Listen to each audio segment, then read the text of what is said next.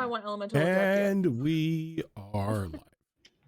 That's why you should never fireball your party members. It's the endless struggle of druids who are masters at battlefield control, except all the fucking melee people who just run in there and ignore the druids. That's why you just need. That's why you just need a morally gray druid who just doesn't care what it hits. And Keo. Yeah. You know what? Perfect example of that. They're going to get set on fire once or twice, and then they're going to learn not to run ahead. I'm going to burn the battlefield. It's your choice. We have a player in our group that has yet to learn that, sir. I Some people need to you get ain't talking about me. Some people need to get knocked in the head a couple times before they realize that, hey, maybe I should let the casters do what they need to do. So what I'm hearing is Manticore is in a swamp, shot in the face by a crazy pirate chick. It's like set on fire by a party member because you asked him to. So what I'm hearing is everybody delays turn until after the druid. Everybody delays turn until after the casters. What if I just go into guard mode with Sentinel? Or you just get people, you just get the entire group and like just mass quantities of resistance gear. This isn't Dragon Age. Says you. You know what? We need to start trying to craft ourselves some gear that specifically gives us resistance to allies' attacks. I mean, I could work on something like that. I already have an idea for it. All right. Anyway, now that we are once again back together, after last time we were together, the group went into a abandoned, dilapidated, rickety looking house that certain NPC that will not be named sort of wandered on into because they were curious of the sounds it was making. Etrin came to the tavern that you were staying in, informing you of what had happened. That Chantra decided that she was going to explore the haunted house. It was at this point in time that everyone learned that Kunkaval was the legal owner of this house after drawing a card from the deck of many things. Upon going through the door, the main landing of the front door, you were trapped inside, seemingly in some sort of pocket dimension.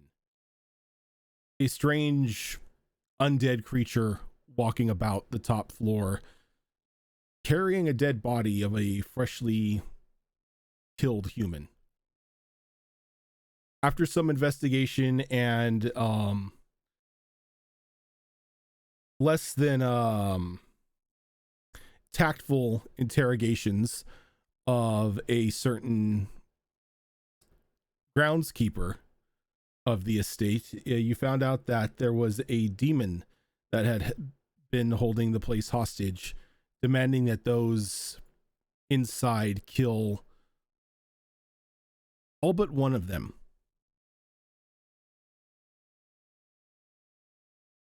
To help them grow their family. Though thankfully, due to some good investigative skills from a couple of you, you found that the demon itself was trapped here.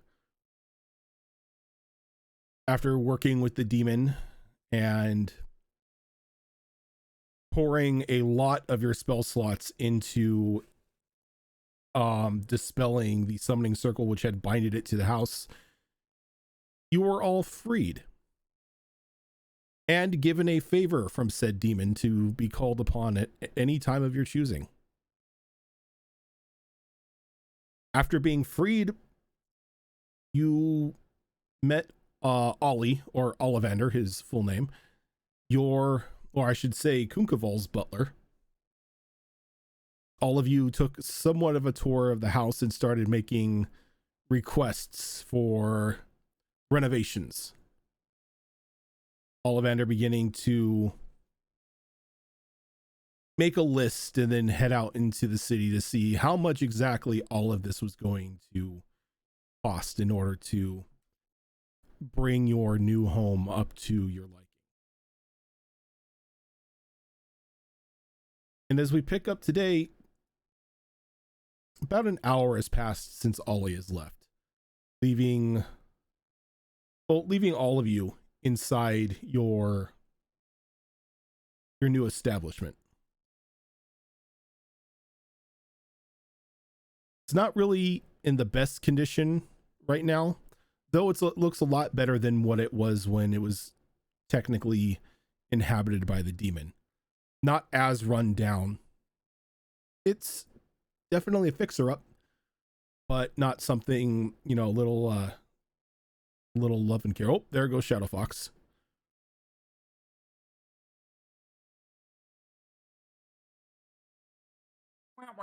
Womp womp. Well, cameras are going to be messed up for a moment, but bear with us. In the meantime, what time of day is it approximately at this point? Around this time, it's getting to be I believe, went in like near the afternoon. So it's getting a little later in the afternoon. It's probably like around 5 o'clock by the time you finish your little tour of the house and you have your conversation with Ollie, giving him the specifics as to what he's going to be looking for in order to update the house to bring it up to code. Okay, so getting dark, if not dark already, and shops kind of starting to close at this point type of thing. Yeah. Is there any bedrooms in this house that are usable right now, or is it still kind of too run down? Thankfully all like the entirety of the house itself is livable. What you saw when you first entered with it all being run down and torn apart was just a like an illusory effect from the combination of the demon's magic and where it was technically being stored. But beforehand, Ollie had been maintaining the property and was showing it off to individuals. So while it's not fully furnished, the bedrooms do have beds, albeit decent ones, nothing to write home about, but you can definitely sleep in them.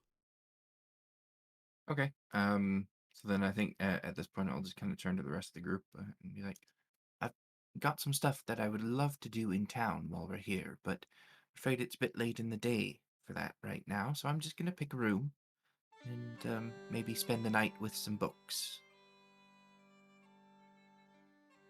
Yeah, I feel like shit, but it sounds good. Some light reading before bed.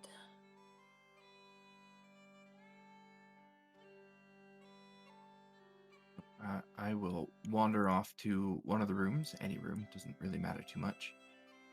Maybe spend a bit of time studying my goblinoid language book before just calling it a night. Okay.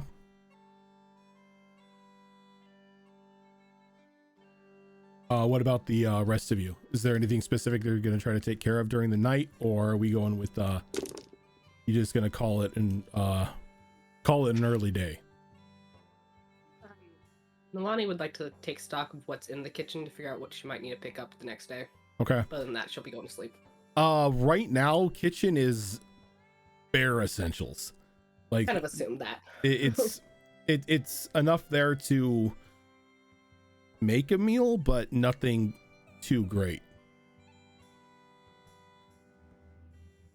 Like the kitchen definitely needs to be stocked before you can do any sort of like cooking training again. Yep. So she'll take note of that before heading off. So there's nothing else she really wants to do in the evening. So unless she stops, she'll head to bed.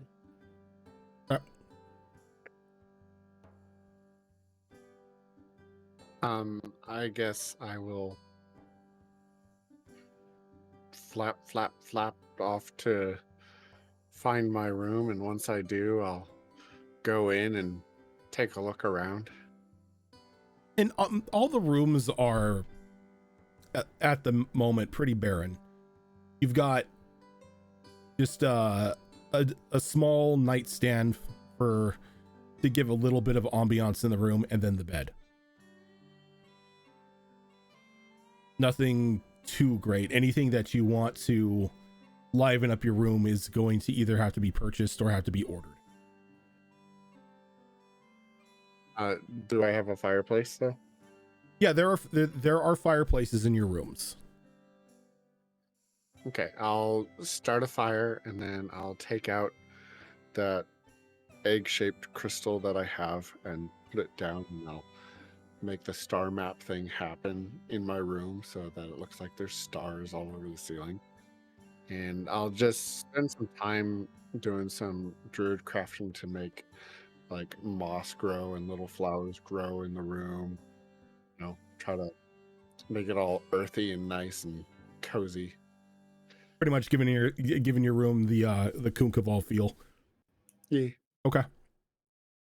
And that's easily done. You can begin to like make ivy and little boughs of like holly and other berries and whatnot kind of appear along the walls. It just the feel, or just the inclusion of the plants in there kind of livens up the room a bit, makes it a little more relaxing to breathe. It's no longer just a stuffy room. It's got, you know, plants creating oxygen inside of it. Make a note to myself to have Lathander remove the bed later. I sleep on the walls, thank you.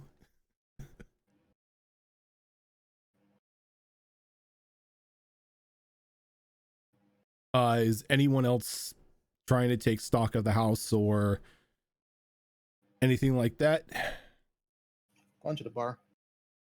The bar in town or the bar in the house? Because the bar in the house isn't really existent just yet.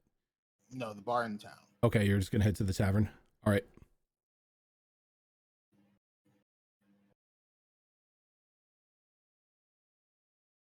What about Azure Claw?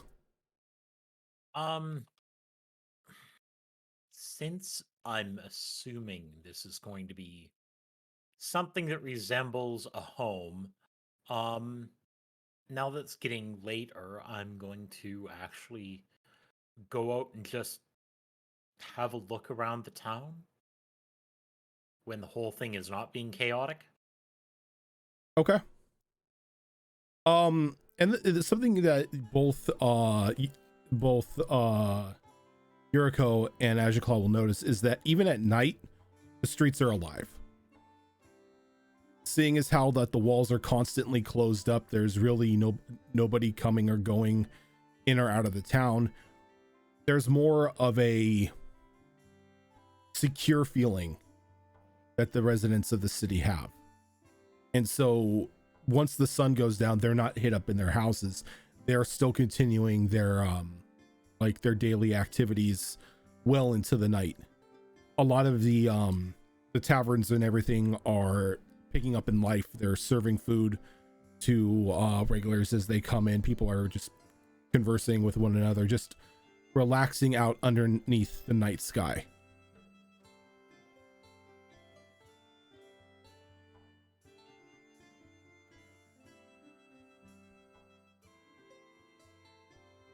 While at the tavern, Yuriko, you notice that Blue is kind of tucked back in the corner. He kind of motions for you the moment he sees you. She'll head over. So I hear you've already started making a name for yourself.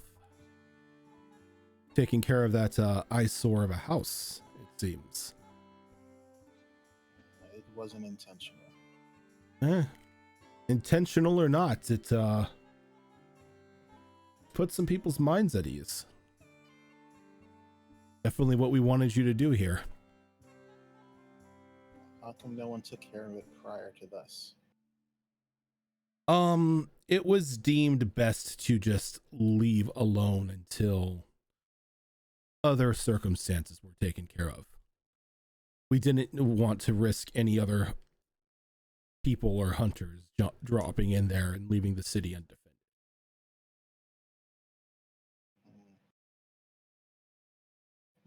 Well, the thing that was in there is gone, so one less thing to worry about. And funny enough, the deed to the establishment appeared in the records hall today with your friend Kunkeval's name on it as the owner. Yeah, we're still trying to figure that out. Well, no, I'll have you know nobody's going to challenge it. They just assume it's a reward for taking care of the situation. So, I was looking for you. Well, any of you, really. You're just the first person that I've come across. I have something that needs taken care of. Post haste. I think everyone else is done for the night. Well, then as much haste as possible, even if it has to be in the next sunrise.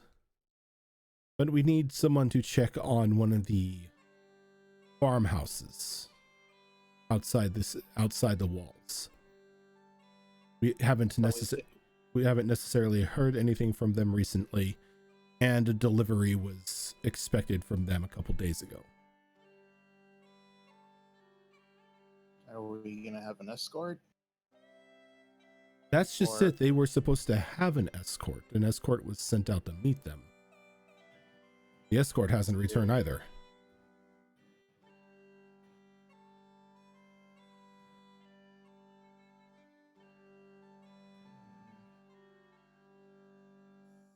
So, is there a way to get out of here that is going to be not too noticed? Oh yes, the hunters have their own little tunnel that they use to get in and out in order to garner us supplies. Have to deal with those white things again. White things? The ones that crawl on the walls in the tunnel. Oh, the ghouls. No. This isn't like that tunnel. This is quite literally just a tunnel that extends out from their complex to a small alcove outside the walls.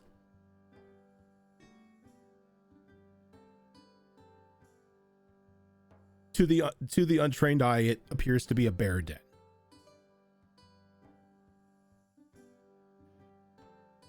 But that's the whole reason why this town can continue to survive is the guild steps out and picks up the deliveries and brings them back, but we're missing one. Or I should say we're missing the most recent one. Interesting. And this hasn't happened before, right? Every now and then, deliveries run into trouble. Inside the walls are dangerous. But nothing like this. We usually get some sort of message that a delivery was waylaid or they ran across, a pack of undead that's delayed them a bit. But we've always had some word from them. This time around, it's silence.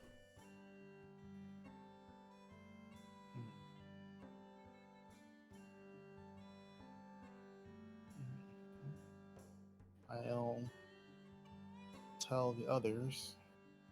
I don't know what their response is going to be.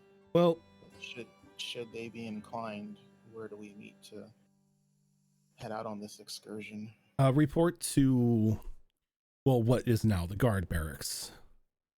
Give the gentleman behind the desk this, and he reaches into his coat pocket and he slides you a small, like the stereotypical manila envelope. Inside are the orders and requisition forms for things you may need to survive outside the wall. potions, rations, all the fun little adventure tools you and your kind like to carry with them.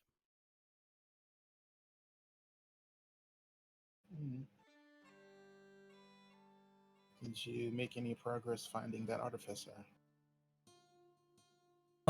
Yes, actually. You'll find him at the guard barracks as well. He's a guard. He's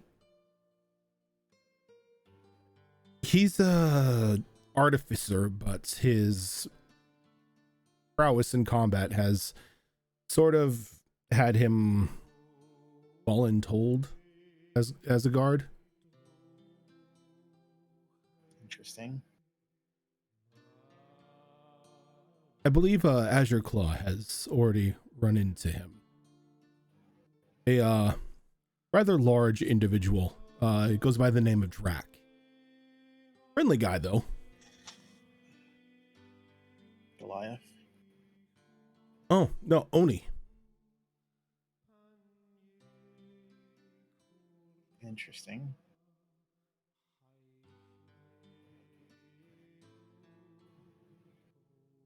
They're not usually wandering about. Not really, but every once in a while, some of them get wanderlust.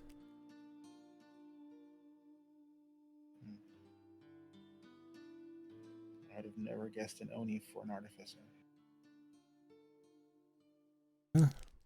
Strange things always seem to happen on this continent, so him being an artificer isn't necessarily the strangest thing any of us have ever encountered.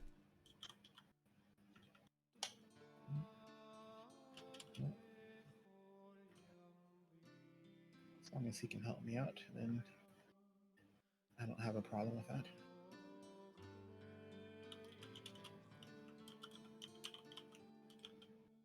I don't think he'll have any issue helping you. Well, depending on your request, but I do know the boy loves the work, so anything to take his mind off the mind-numbing repetitive tasks of guarding a wall that necessarily doesn't need guarding.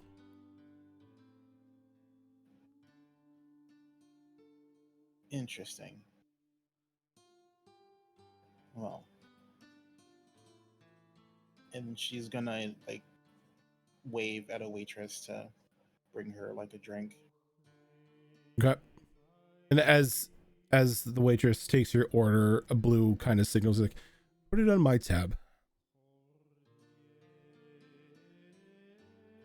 Thank you. We are partners at the moment. I can't have you running out of gold trying to just wet your whistle now, can I?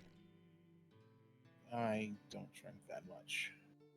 No, I'm not saying you do, but there's no telling how long we're going to be in town.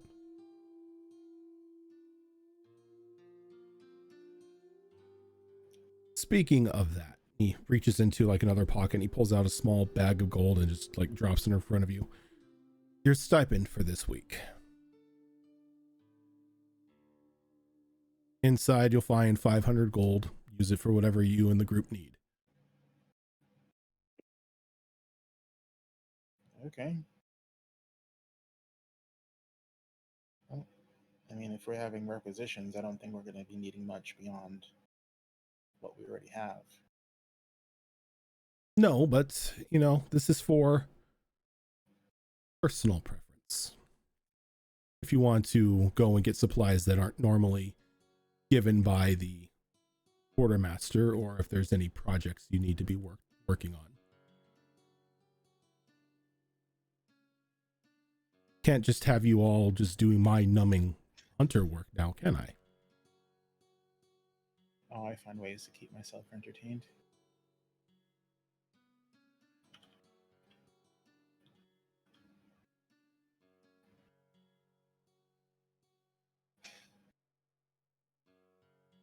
So you are a strange one.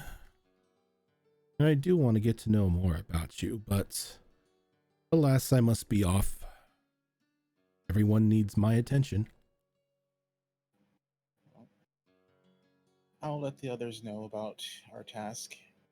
I doubt very seriously to be done tonight. Some of them are spent. No, as I said, that's understandable. You just did free a house from a spirit.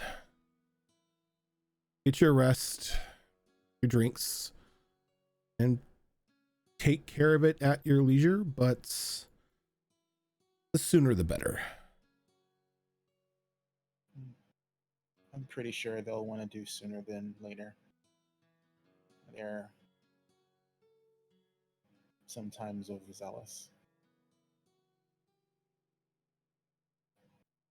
As long as you're able to complete the task and not put yourselves in too much danger.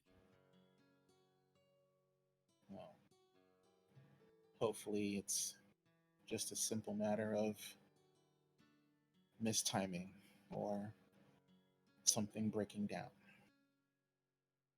Yes. Let's just hope for a busted wagon wheel or a stray pack of wolves chasing people away from it, and not the undead or the fae getting their hands on it.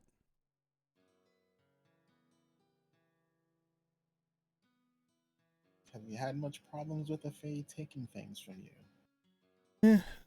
Not to the point that it's become an epidemic or anything, but the fae, they get bored and they make it everyone's problem.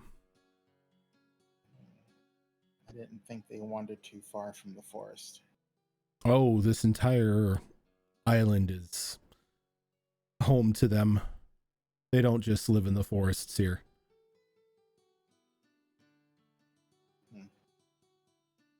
Good to know. Well, I don't want to keep you. And I don't want to be kept. No offense meant, but I am on a tight schedule myself. Stands up and puts the fedora-like hat back on his head and tosses a couple coins onto the table. She'll tip her glass to him. Take a drink. I'll be in touch as soon as I have information on the circle's decision. Hopefully they'll come to it soon. There's a lot of argument on how to proceed right now. I would imagine so.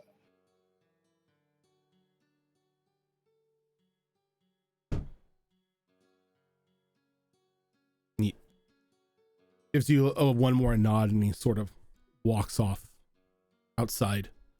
You kind of like lose him as a couple people pass by. And she's just going to just finish her drink. And she's gonna look over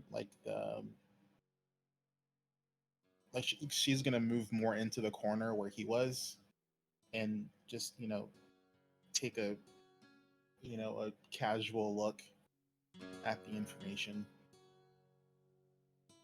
that he gave, just so she has an idea of what to expect. The information itself is just pretty much a detailed list of the cargo manifest as to what was expected in delivery, the names of the 4 hunters that were sent out as an escort, and then any notes and scribbles from Blue himself, mainly theories as to what happened and what to prepare for, which is why you're given a bit of an extensive requisition list for the quartermaster. You do see things. You do see one for a couple potions meant to cure permafrost, a condition that by natural means is rather painful. Pretty much turns you into a human popsicle. I'm going to, when I see that, I'm gonna rub my like ice scars and like think think to myself, and to the Snow Mother, if she's listening, I wonder if I have any protection against something like that. And you get a very blunt, you don't.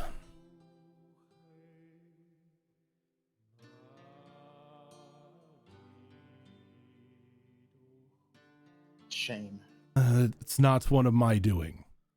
That's just nature.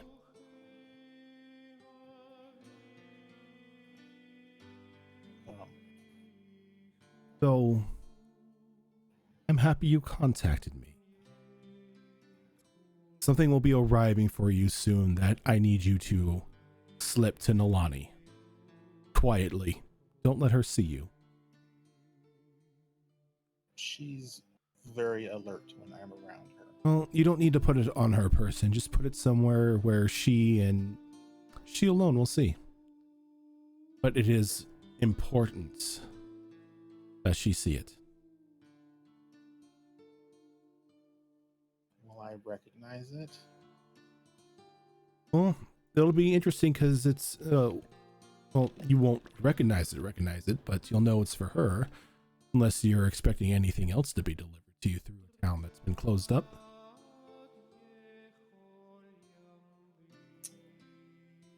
And when should I expect this mysterious delivery? Soon. It depends on how fast the birds can fly. Well, we're probably going to be leaving the walls tomorrow at some point. Oh, don't worry. They know where you're at.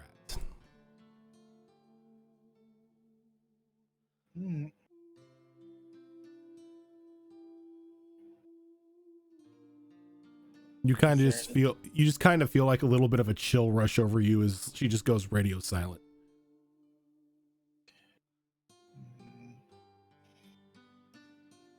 Well, no one said gods aren't fickle. She's gonna finish her drink. Okay. And then contemplate the annoyance of being a delivery person. Hey, you knew what this job was going to entail when you took it.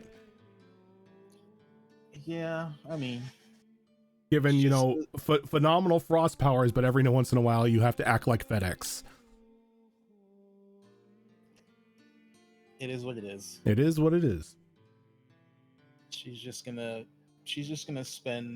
put everything away and tuck it in to her, into her kimono, and then she'll spend about an hour in the bar before she heads back to the house. While this is going on, Azure Claw, you are walking about the city. And as previously stated, it's as busy as it was during the day. While Madtown technically didn't have a fear of the dark just due to the sheer insanity of those who live in the town, this appears more that these people walk the streets with comfort, trusting in their walls, trusting in their city guard.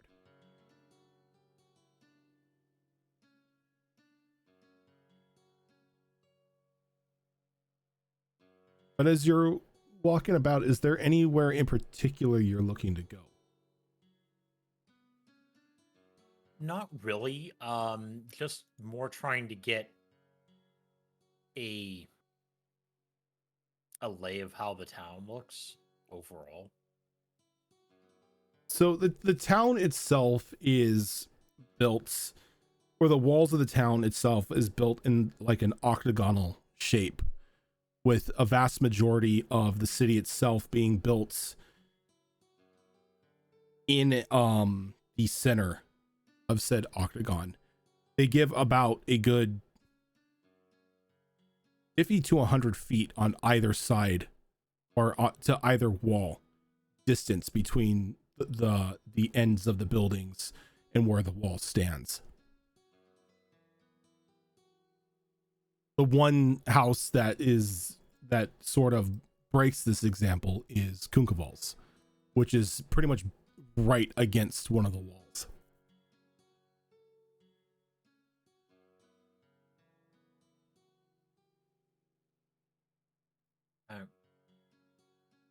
In terms of how high the walls are and access to them, what are we looking at? The walls themselves are roughly about a good 200 feet high. If like you were looking from the outside in, this would probably be something you would feel would be more akin to a fortress and not just a small city out in the middle of nowhere.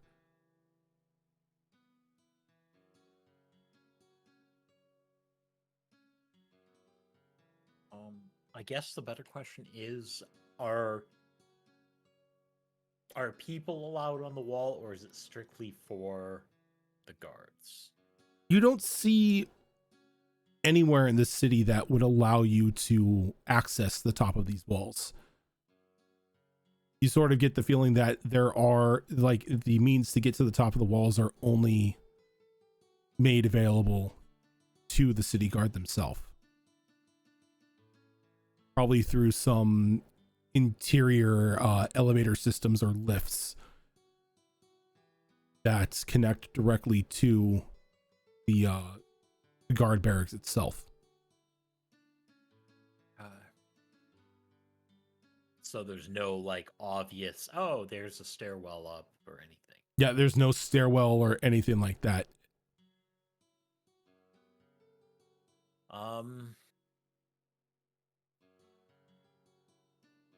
Okay. Aside from that, no, just going to wander and take in the city before it gets way too late. Okay. Can you go ahead and give me a percentile roll here? Like this already. That's it. Hiding in my room for the rest of this.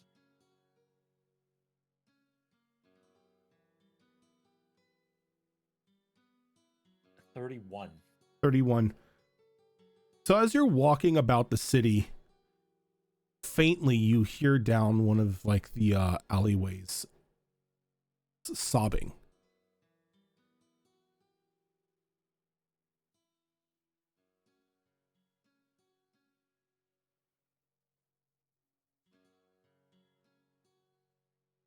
Seems like a singular being.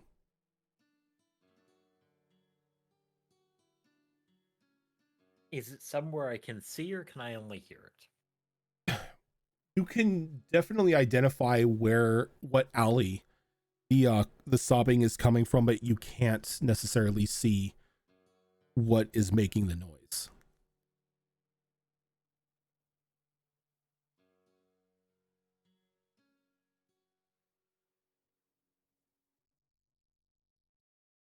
Do I see anyone else around? Yeah, there are a few people who walking by you and giving you friendly nods, but they all seem to be either ignoring the sobbing or they don't notice it. That's concerning.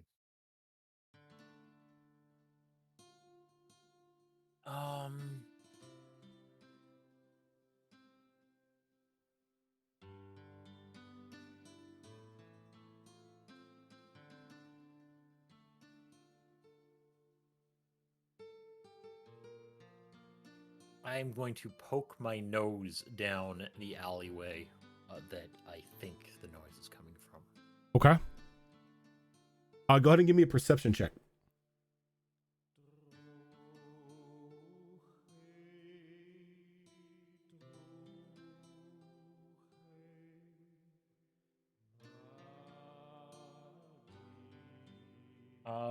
Dirty 20.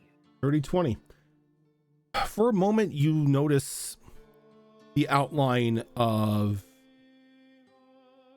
a taller and slender figure hunched over in the corner of the alley over by some boxes, but almost as if like right as your eyes make contact with it, you get a brief glimpse and then it vanishes.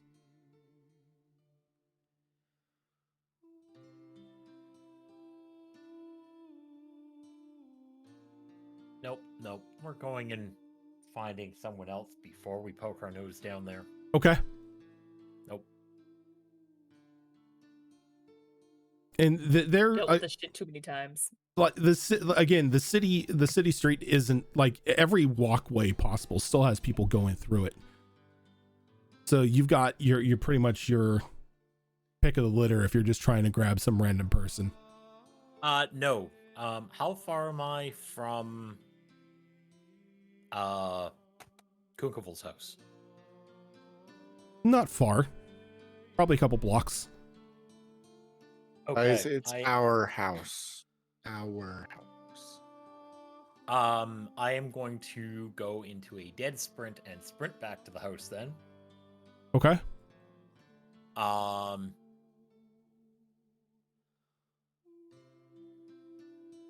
Followed by frantic knocking on the door. The front door? Yes. Okay.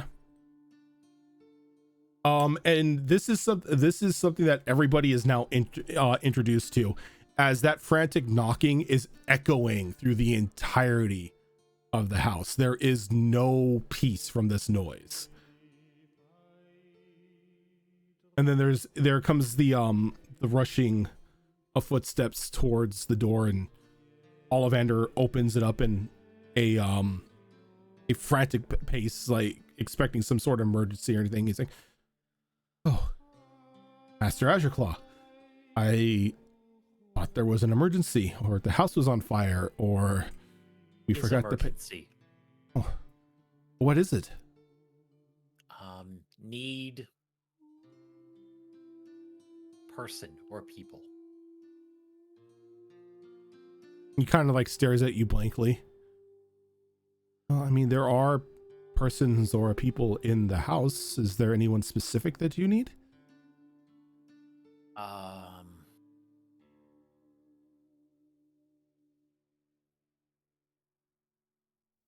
Mia and well, actually, that falls under Mia, Chemic, or start going with names today. Kunkevel, there we go. I see. One moment, and he walks over to like this iron pipe, and he lifts up the top. He kind of starts calling into it. Kunkeval, Chemic, Mia, you have a visitor at the door. They urgently require your aid.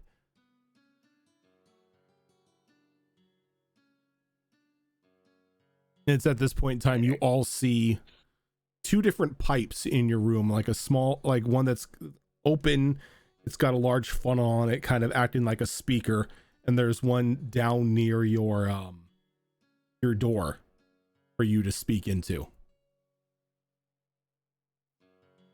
Druidcraft to make moss grow in it. Just muffles the sound. Oh, you clever bitch. I'm gonna lean over very slowly from my book and just be like, "Come back tomorrow." I don't know if that's, well, technically they would already be here, but it's Azurclaw. They say that they need your help.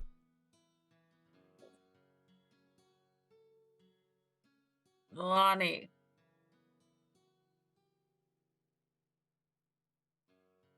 I'm going. Yeah. Wander downstairs.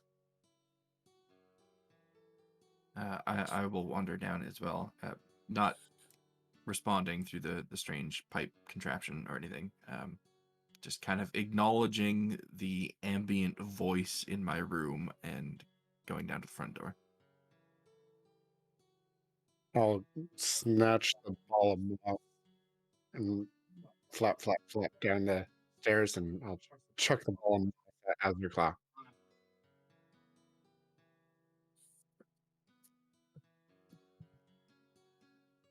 What seems to be the problem? Random crying in alley. Just a few blocks away. Is someone injured or lost? Not sure. Didn't want to wander down the alley alone. I see. That's fair.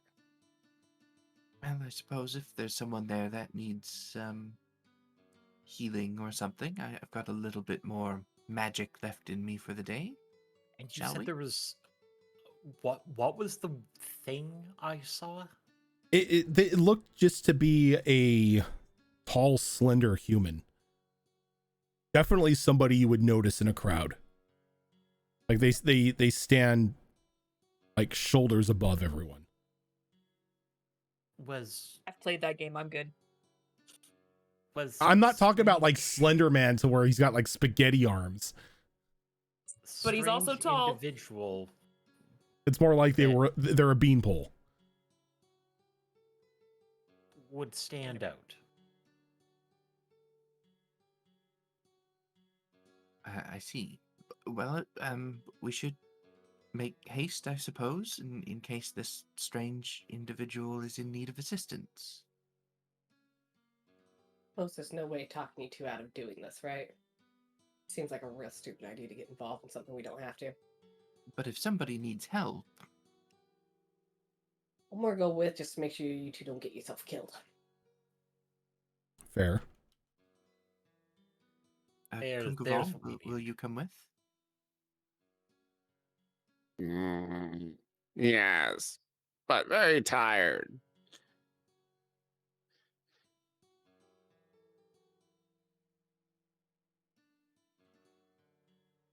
I miss my campaign 2 Snuggie. Oh, the Snuggies would be a lifesaver in this continent. Mm-hmm. Raccoon visit, please.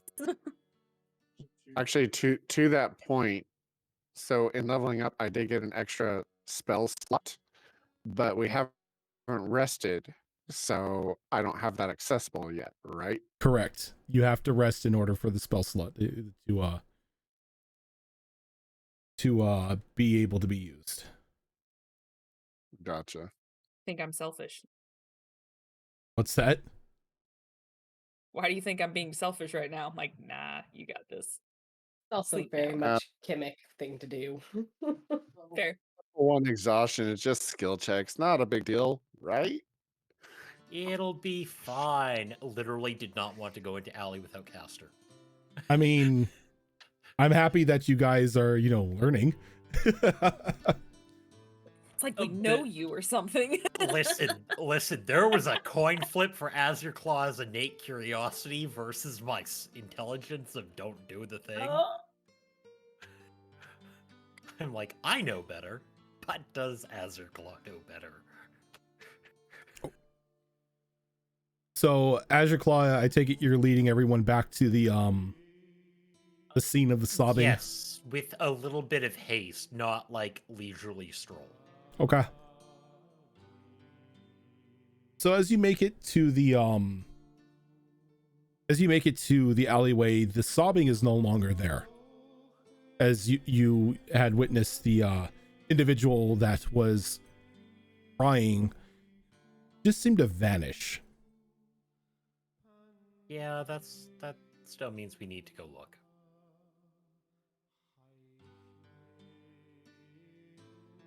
Because that's While more we were questionable. So who's going down the alley? I guess that's I like the way that I guess sounds. While we were- that's the important DM question to ask. Famous last words. While Who we wants to make a were bad decision? while we were moving, I will use harness divine power to get back a spell slot, a level 2 spell slot. Okay. Does somebody have an actual light source?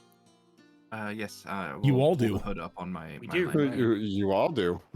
Yes, right. We Guess do. with that mentioning, Alani will activate her Crimson Right of the Dawn, so it's on my weapon. Let's see how many points of damage I take. As you 3 points damage. As now you have 2 bug lanterns and a glowing sword lighting the way. That'll do. Well, let's all go down there and have a look together, shall we? Yeah, and like with the light that is coming off of your lanterns and Alani's sword, you can see down the entire alleyway. There is definitely no way of anything jumping out at you on surprise. And the alleyway is empty.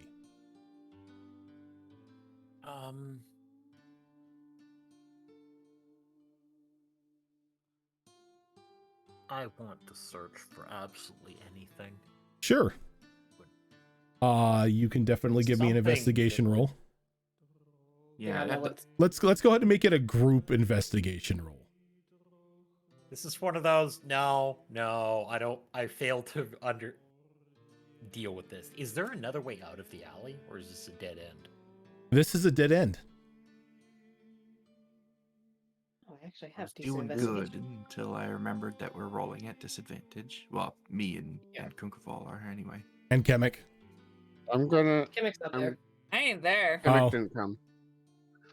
I'm gonna touch Azure Claw real briefly and don't worry, you got this. And give him Vigilant Blessing, which is advantage on next initiative roll. Okay.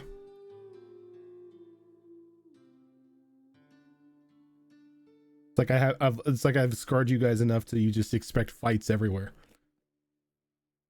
Well, the nice thing about that crying blessing, in an alley, dead end. I don't know. the nice thing about that blessing, it literally lasts until the next time you cast it on someone. So Yep. it'll go days. Okay. I rolled a 12. I didn't do great. A 12. What'd you get, Fox? 6. 6. 13. 13. 8. You don't really find much. Aside from the indentation near the wall where this individual was sobbing, of just like very large leg indentations where they were kneeling. But aside from that, nothing really.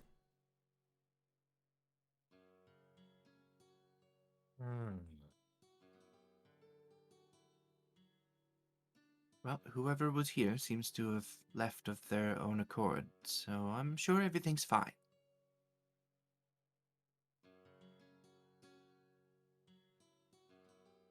Really? I'm choosing to believe everything is fine.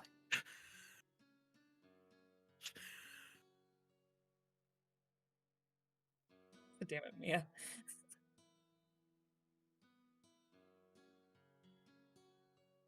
I'm ignoring the fact this is probably going to bite us in the ass later. Could I argue for a survivor roll to see if there was any struggle or anything like that? There isn't really necessarily any signs of anything. Like, you see a couple footprints here and there, but the size of the footprints would, and the way that they're running about, would signify children just playing in the alley. Got a couple cat footprints in the mud, and then just the knee prints from where the individual was near the wall. But there doesn't necessarily seem to be any sort of struggle signs anywhere. No drags, no marks that would indicate some sort of force was used.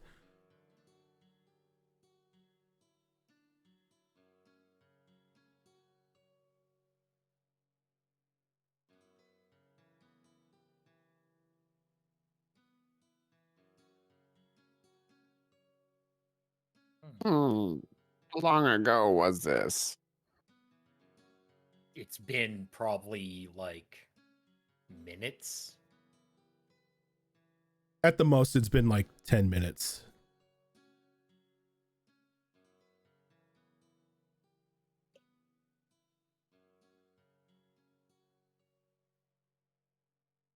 And you say this person was unique looking?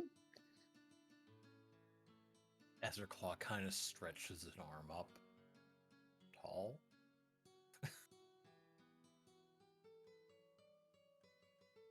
Well, maybe we just keep an eye out.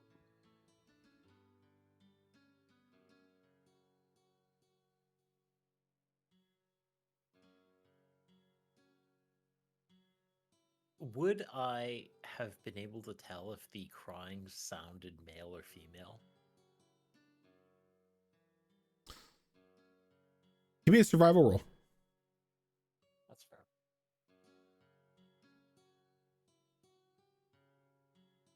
Uh, 17. With the pitch, it sounded female.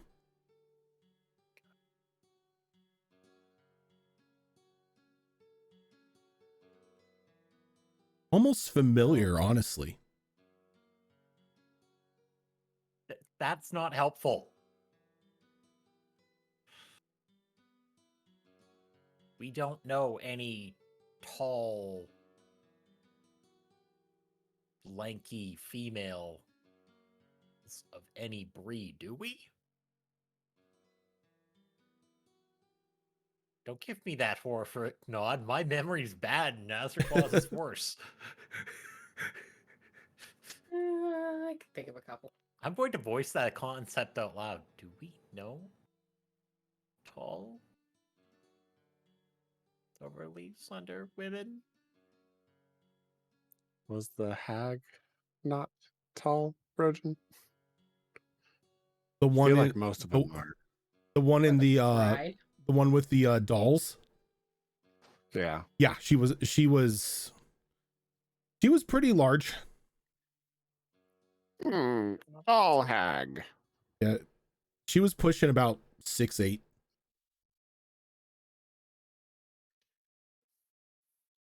But we'd be a chunk of ways from where we saw her last, wouldn't we?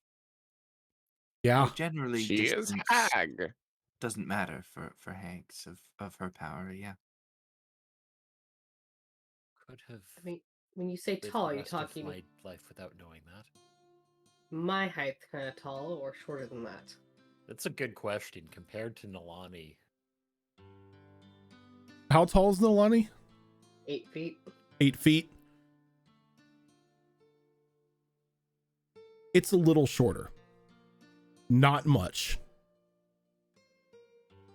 Look at Nalani, little bit shorter. The hag was at least a foot off from me, so. Then again, unless she altered herself, magic does weird things.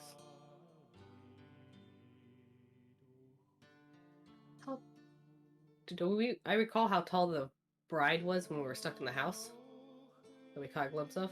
I'm not even gonna have you roll for it since this was definitely something that happened like not even the past day. Yeah, she was, from where you were standing and getting a look at her, she was definitely in that size range. Sounds to me closer to the height of the bride. If she was released when we undid whatever was happening in the house.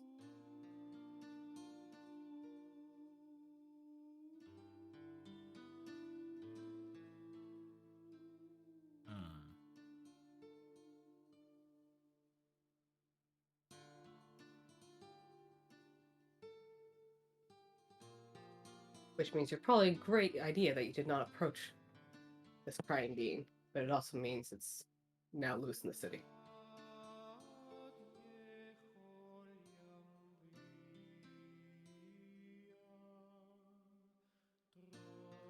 Part of me is with Mia. Nope, everything will be fine. Yep. Oh. It's I mean, what someone the has to city take care of it has- eventually. Yes, it's what the city has guards for, right?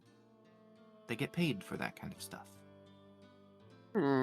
But question remains, if it is the bride, can she be killed permanently now? I imagine if the magic that was binding her to that house has been broken, then yes. We are not sure if that is the case, or if it was a pre-existing ability of hers.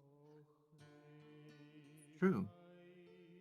suppose if we encounter her, we can put that to the test.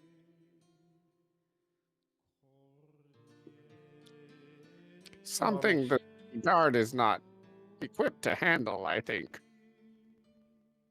I mean, they can kill her the first time. It takes her a little while to regenerate, from what they were telling us. So,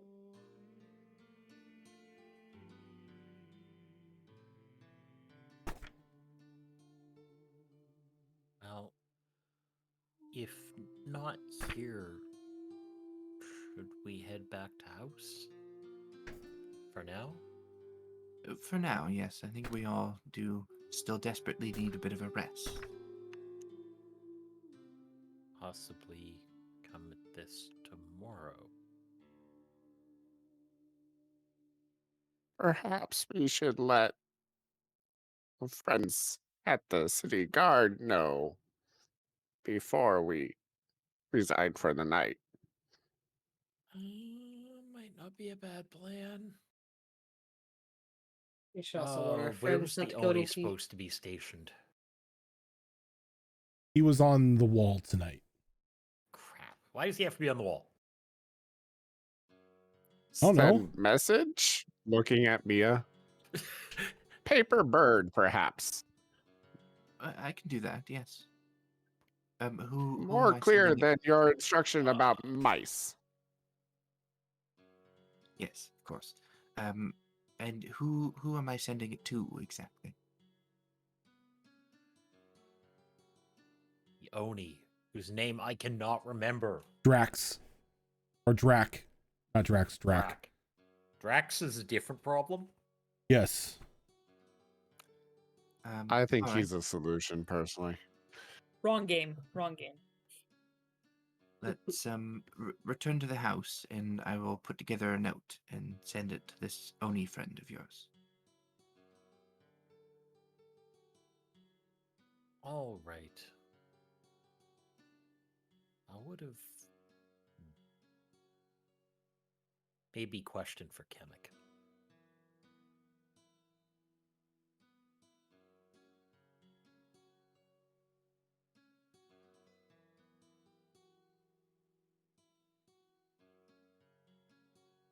So I guess we'll head back to the house for now. Okay. should probably warn anyone along any of our companions that we see tonight not to go down any strange alleyways where there's crying women. Yeah. Don't follow any crying down alleys. Oh, why not? Word. What's the word worst to the that can happen? wise. Death. Murder? Dismemberment. I have no idea what you're Possession? talking. I have no idea what you're talking about. I do not want to be flayed alive and thrown at the front of a church, sir. Or possessed. This is true. So when we get back to the house, assuming we're not accosted along the way, I will write in a note explaining the creature that we saw in the house, and then that they are now potentially roaming around the city. And I will sign it with Azure Claw's name.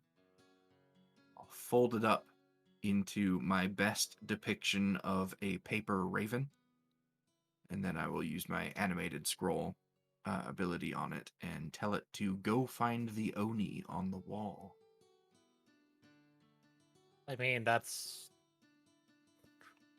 not a lot of room for error on that one.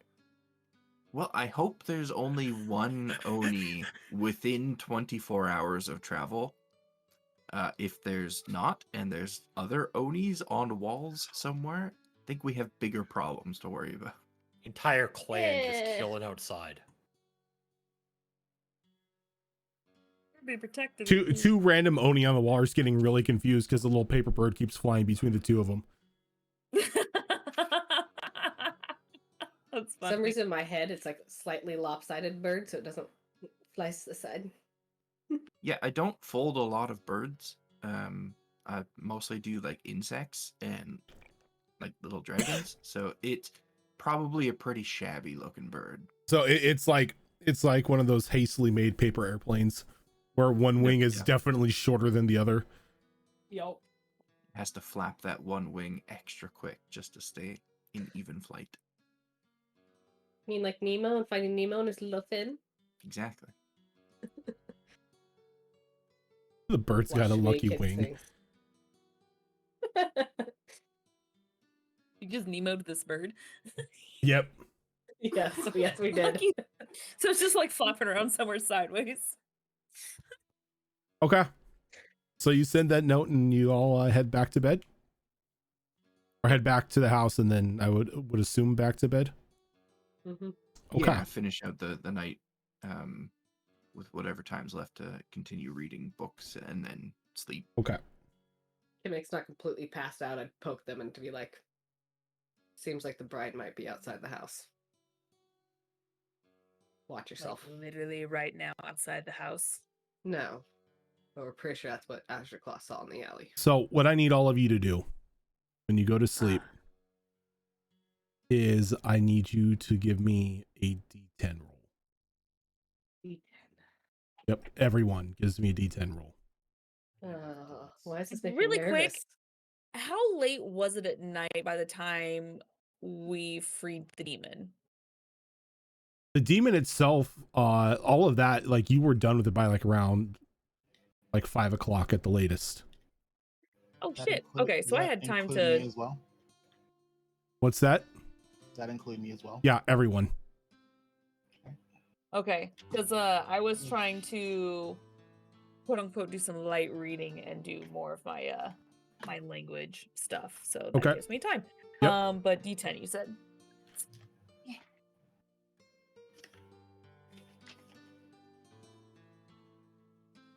Okay.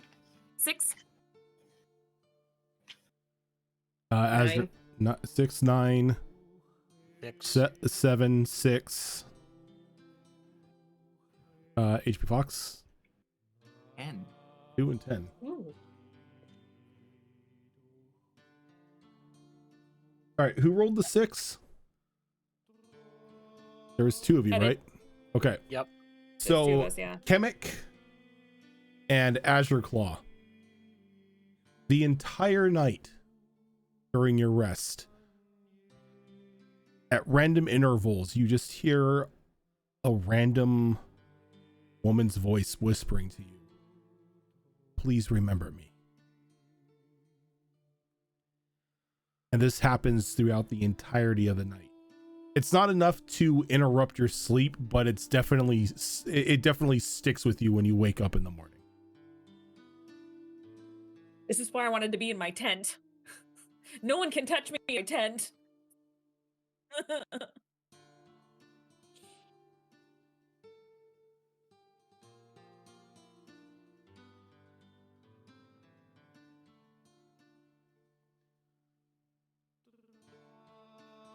Wasn't that what the bride was saying as she Yep. was wandering around? Mm-hmm. Well, she said, "Why doesn't anyone? Why remember doesn't me?" anyone And remember when- me? Yeah, and I think it was me, and I think Mia did the check too, as what this creature is. And yeah, it's like it's part of the curse of this creature that no one remembers them. But they've also been dead for God knows how many centuries, so makes sense.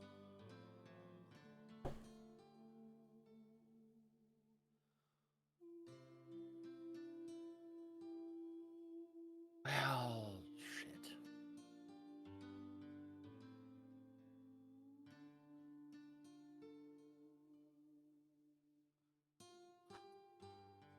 So, on a lighter note, when you wake up in the morning, it smells like somebody's cooking food downstairs.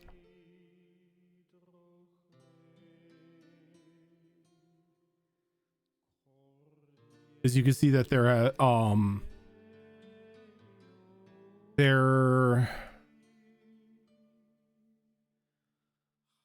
are small packages outside each of your doors with a small note written in very neat handwriting that say odds and ends for your room, linens, care products, new drapes if you need them. And Ollie has signed his name on each one of them.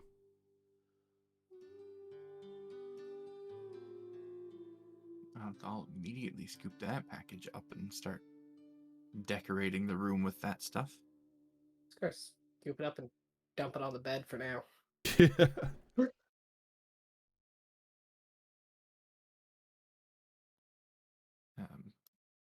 think after setting Rip some of that mine stuff open. up. Go ahead. I'm just ripping mine open and it's all just flying everywhere. It's just gonna go wherever it lands.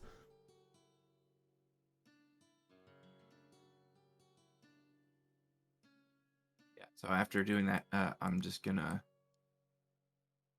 put on a shirt and kind of wander down to the kitchen area. I smell food, and this is our house, so I don't have to, hide my wings or my halo or anything in here. Okay. What about the rest of you? Are you heading downstairs as well, or what are your morning routines going to be looking like? Coffee. I'll grab the crystal and turn off the star map thing and put it back in my cloak and flap downstairs.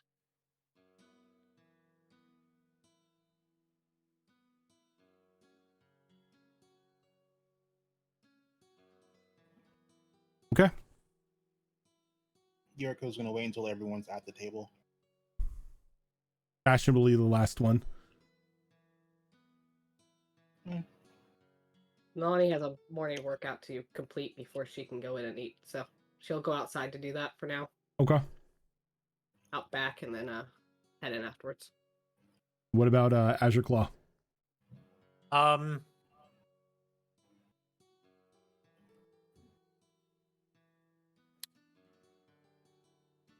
Probably head outside to see what Nalani's doing, first off. He'd invite you to join in if you wanted.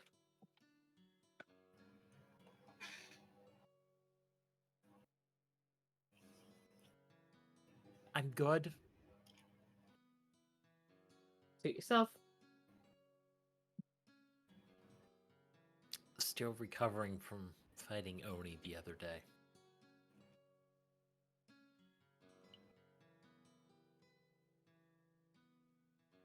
Fair. Did you happen to hear strange woman's voice last night after we came back? No? Okay. Why? We'll ask others once we're all sitting. Okay. Heard voice similar to what Bride was saying when she was wandering around the house.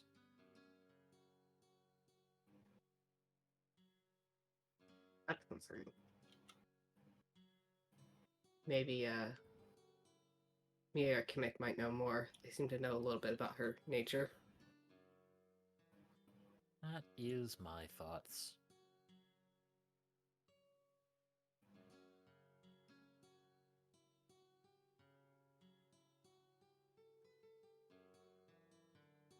So for those of you who have gathered at the table, you've noticed that there's a small spread of food that have already been put out. With the sounds of somebody cooking up a storm coming from the kitchens.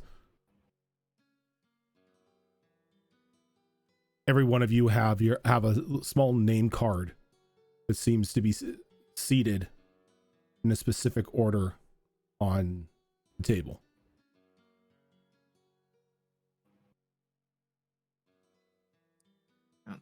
There's no hesitation from Mia. She's sitting down and digging in.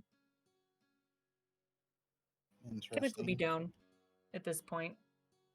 Would be eating, exhausted after yesterday. Probably didn't eat much in the evening. So, yeah, definitely downstairs eating. Okay. And as you've taken your seats and you've started, preparing your plates and everything, Ollie comes out with more food, spreading it around the table. Oh, wonderful. You're up. Kunkaval. Where is Kunkaval? Oh, there you are.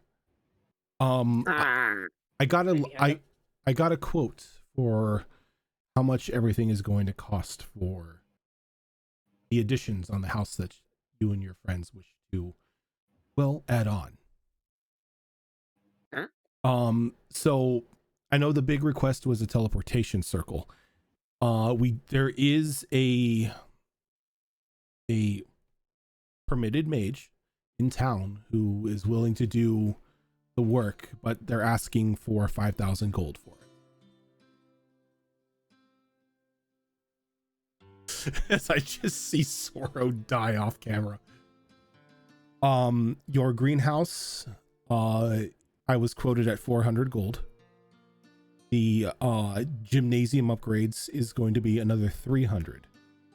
The library will be 500. The mage's lab is going to run about 1,200. The observatory is going to be about 2,400. The bar and lounge is going to be around 800. Your indoor hot spring is going to run about 1,000, and the workshop is going to be about 900. So Kunkoval's face this whole time is just Like, yes, that does sound like numbers. and he's gonna kind of like wait for a good long pause to make sure everything's done, and then he's just going to look straight up at Mia. And Mia is already looking in her bag at our group inventory and what our group funds currently are. I'm just doing some quick calculations here. A good question. What do we have so far? Because I spent 3,000 in paper. The workshop you said was 900, right? The Yes. workshop is 900.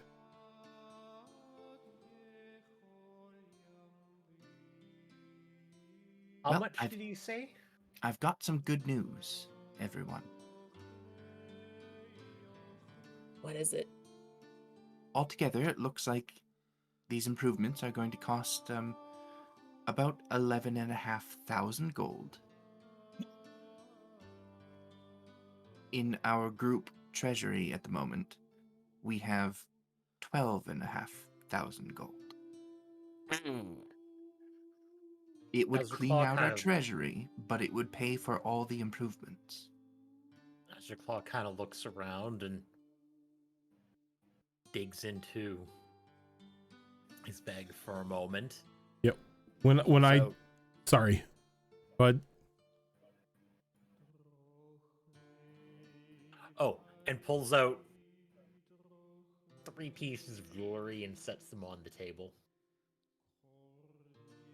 How much is in our treasury?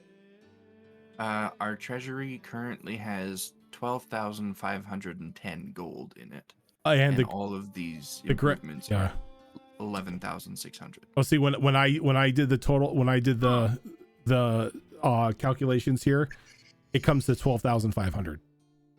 Oh, did I miss something? Maybe. Yeah, let me. I just kept track of the important ones, which are just the 3: teleportation Hang circle, on. mage lab, workshop. I wrote them all down.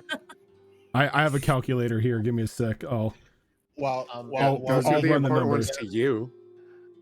Nope, it's 12,500. Oh, I must have missed one in there. Fox, you've Okay. just Well- got basically the group's funds. You don't have the personal stuff we have on us, do you? No, I just Mhm. have the Okay. Yeah. money that has been given to us over the campaign. That's like, here's a group payment. Okay, let's put it in the group treasury. That's the money that I'm keeping track of. Okay. Well, yeah. As So close that gonna is set 3 Go ahead. pieces of jewelry on the table. Aren't those the ones worth 2,000 gold pieces? Would these help? Yuriko also drops a bag in front of Mia and he goes, "This is from Blue. It's for all of us. I guess we can use it for that. And we have orders.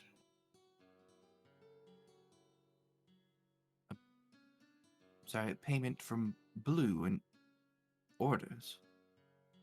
Yes.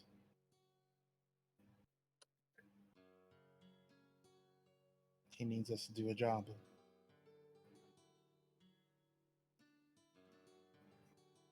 What's the job? Apparently, some hunters and some farmers have gone missing, and he needs us to find them or find out what happened to them.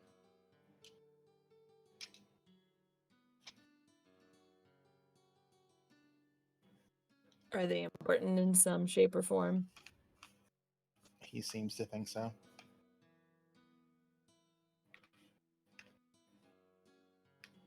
Well, if there's money involved, I suppose we do need it.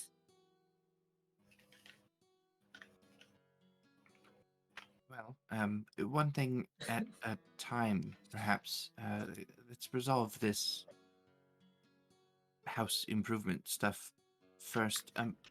Did we want to pay for everything immediately? It would completely clean out our treasury, but it would pay for everything. Or do we want to pay for, say, half of it and keep some emergency funds in our treasury? Mia, use these.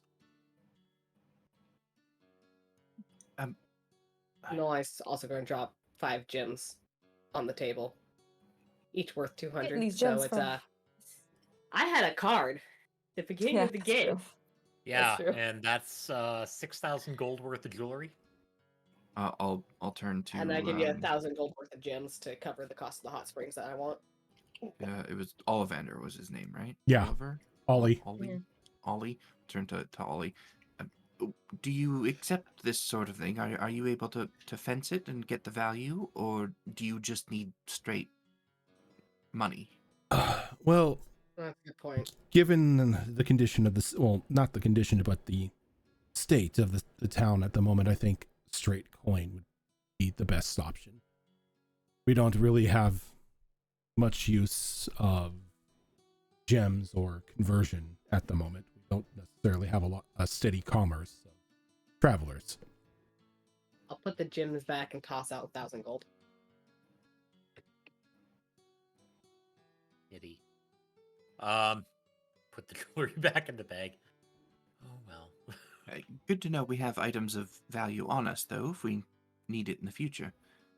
So I guess back to the original question, do we want to pay for everything all at once, or just some of it? The question is, what can we live without for the time being if we decide to only pick and choose, not the whole thing? I would like to mention that the mage who was willing to create the teleportation circle included gems that would be bound to said circle for everyone in the establishment. Granted, they would only be able to be attuned to that circle, but with it, you would be able to use it as a personal teleportation device if needed. Okay, so we're definitely getting the circle. Yes. Yep. Yes. That's I'll mark.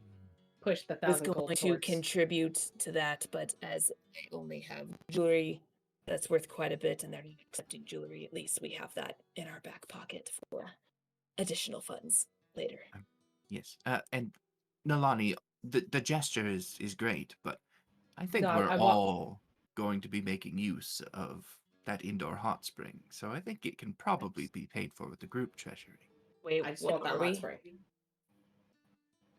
Why? Why is that important for everything else? Because I want my hot spring.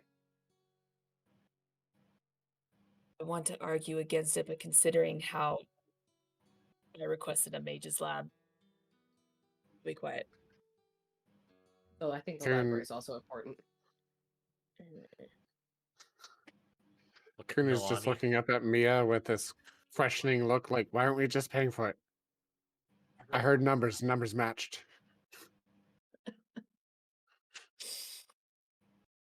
Numbers match. We could bribe everyone else. Could be valuable to keep some of this gold in our own pockets just in case we need it, but knowing that we do have items of value on us that can be fenced, perhaps we can clean out the treasury for now and just slowly build it back up over time. It sounds like we just need to go into another town that we can just trade them in for the epistle and everything, but it's just a matter of just trading them in. Or for trade, some people will just straight up take the gems and jewelry. Yes, and it may be important to have all of these facilities constructed as soon as possible so that we can perhaps spend our future gold on improving some of these facilities that may need improvement. Not to sound selfish, but I highly suggest the circle comes first as a need to have some place of a haven to return to if we need to. Agreed. Yes. Sorry, Lonnie. No, it does need to go first. That's why I'm willing to pay for the hot spring out of my own pocket if need be. Again, willing to pay. I just only have jewelry, so that ain't gonna help right now.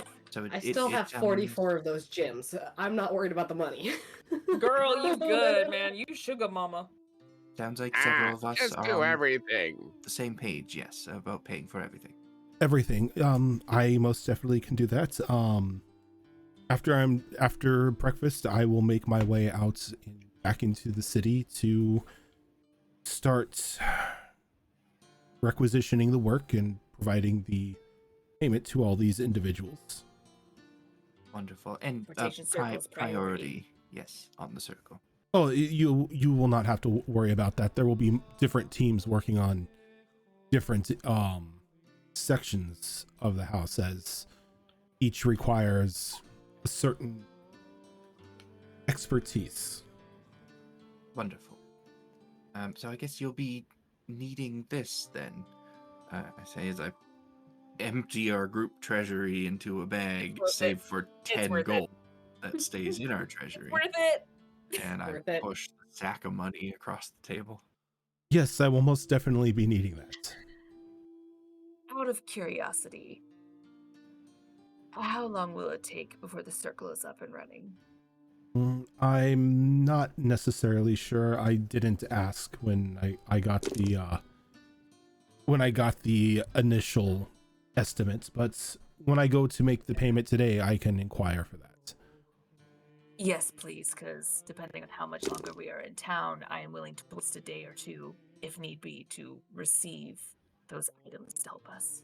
Madbird Streams, thank you for that raid. Raiders, welcome on in. Also, for the record, that 12.5 was including the 500 from Blue. Okay. Prior to that, we only had 12. So. Okay, cool. Good to know. This is gonna be good in the long run because now we have a proper workshop to get more of those gems, so we can. I will them, say now, thanks to our I will bird say friend. that since the house is now fully upgraded, or will be fully upgraded, there will be bonuses applied to when you use the facilities inside the house instead of having to go and use somebody else's workshop or some makeshift, tree log out in the wild. Yay, bonuses. Just let me get to level 9 and I'll do my own circles. And as we're having this nice financial discussion, did anyone else hear Strange Woman's voice last night? It was the bride. I recognize the message.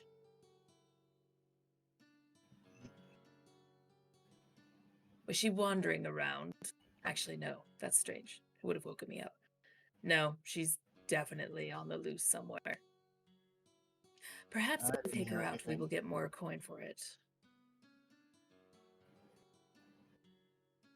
Possible. Just a thought.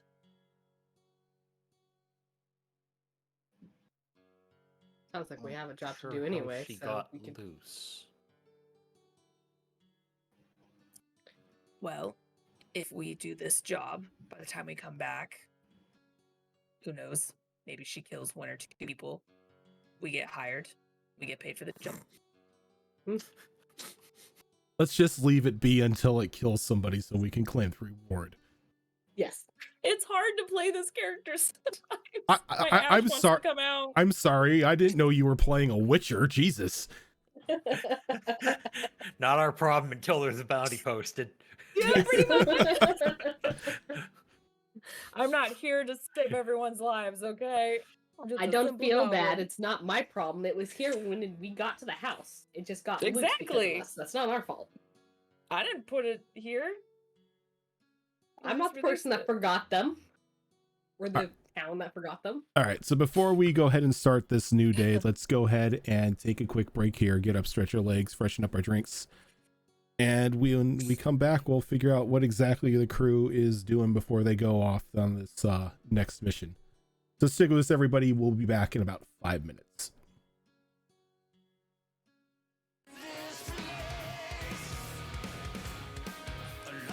That was actually.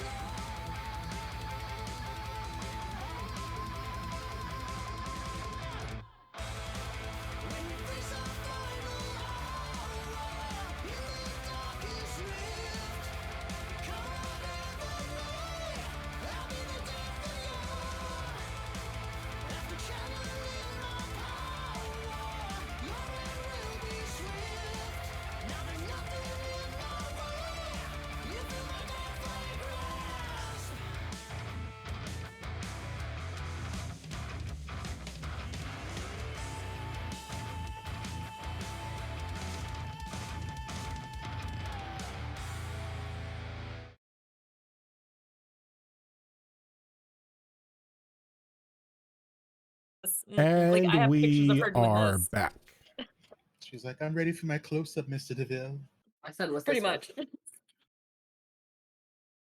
All He right. used to make that face all the time. So as Ollie heads out to make the payments towards the various contractors that are going to be working on establishments, you've got a bit of free time on your hands right now. There is the task that Yuriko mentioned regarding the situation that Blue wanted you to tackle. But when you take care of that, if you take care of that, is solely up to you. I mean, we just spent the coin in a way that tells us we accepted the job, right? Might as well do it.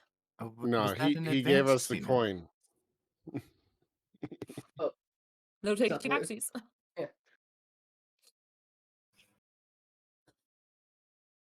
What are the Well, details then? I've got some things that I'd like to do in town today, but Oh, I suppose if this job is urgent.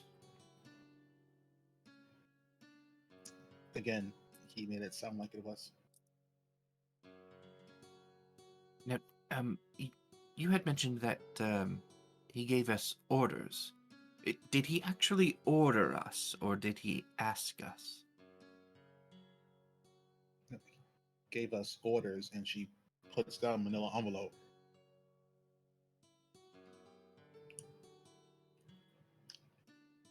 I've not worked in the military before. I've been around the military, but I myself am most assuredly not military, nor do I follow orders. I defy military.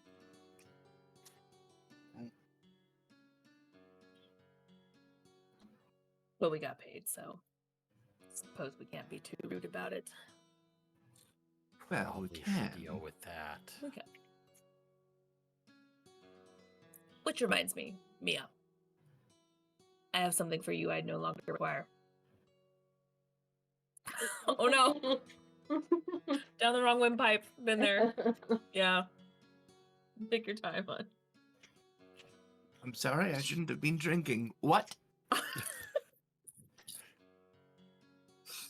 I have something for you I no longer require.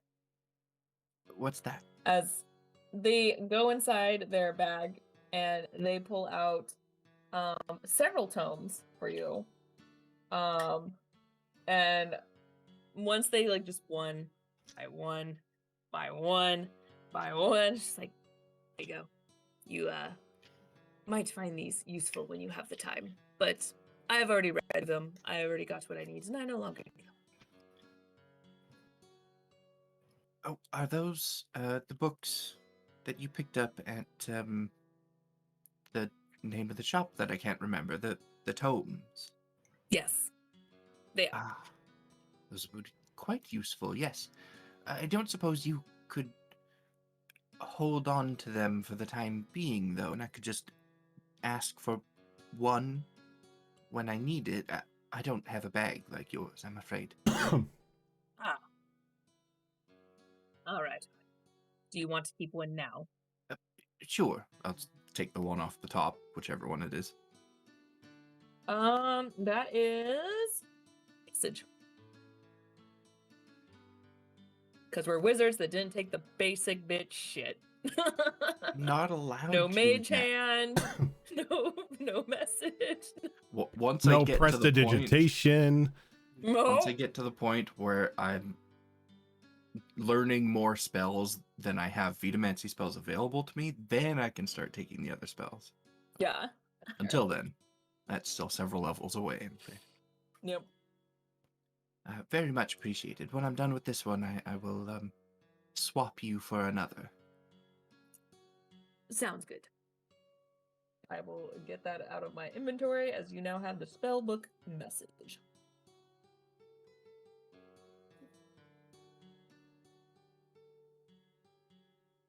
I'm not gonna lie, there's Well. a few things I want to do in town as well, but perhaps I can get Ollie to help me out. Will it help us on this mission, perhaps? Both of you? No. Um, Well, maybe. yes, one of the things definitely not. But the other is a bit of an unknown.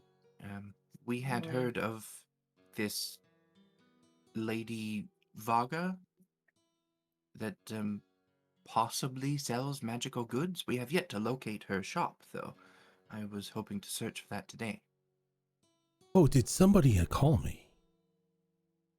It's like a pair of hands just like come up and like just rest on Mia's shoulders.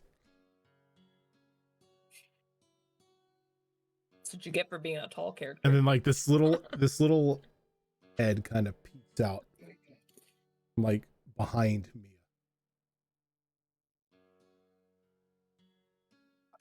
I'm not There you go. turning around.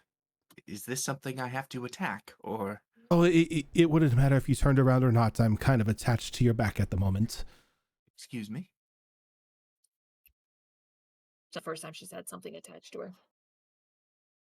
She and then like you feel just something like kick off of your back as this small creature sort of just lands on the table. Maybe if it's lucky and it's a good day, they're about 2.5 feet tall. Oh. Though Immediately spin around. a lot. Basically Yoda. Though a soft like brown and white fur kind of like covers every inch of its body. It's got a bit of a almost like a possum like appearance on its face, dressed in like these just soft brown robes. It just sits down and just starts picking up some of the fruit that was left in one of the bowls.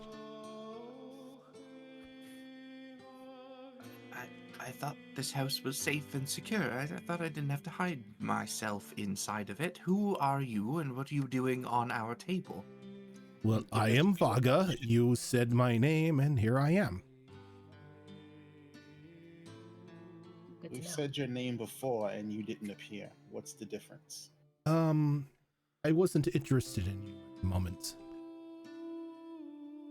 You were new in town. I didn't know if I can trust you or what you wanted with me. But after this one here raised a question of magical goods, my curiosity got the best of me. But yes, I do barter in exchange for the occasional magical goods for those who pique my interests.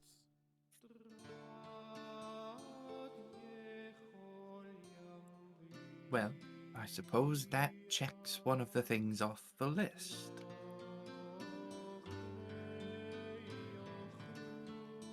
Well, Mia, here's your chance. What do you need? I'm sorry, I'm still a bit taken aback. Do you have like an actual shop somewhere, or do you just... Oh, no, yes, I have an actual shop. Shop doesn't travel with me. That would be intrusive. Right, And this that isn't. would be intrusive. That is the line. You're going to have to cope with it. For the record, this is why I was talking to you earlier about perhaps getting the house enchanted to help with intruders. Not saying that they're intruding right now, but it's making my point. I don't think that would work. You're saying my name allows me access to the person directly saying said name. Wards or not. Are you... It's an invitation. Are you a... Saying vampire. someone's name is not. I am not a vampire. No, I was gonna say a djinn. A djinn. No, I'm not a djinn. Whatever you are, you're clearly magical in and of yourself. I do boast some magical qualities, I guess you could say. though I'm not a purveyor of the magical arts myself.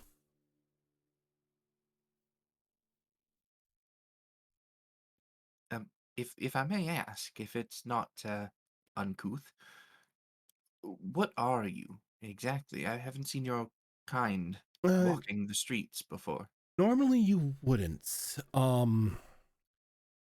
I am an accident. I've been called that as well. I'm sorry. No, I am quite literally an Same. accident. I was originally a brownie. And well, we my friends and I got a little too curious about this and that, and well, this happened. Faye. Now, don't say it like it's a bad thing. Yes, there are some of us who give us a bad name. A lot of us. Okay, a vast majority of us. But I've come to cope with my predicament.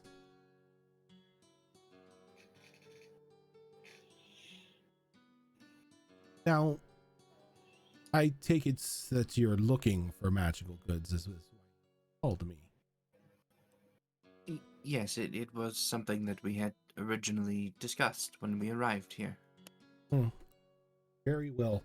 Pulls out like this little thimble. It's got like a needle on it. Can you prick your finger on this, please?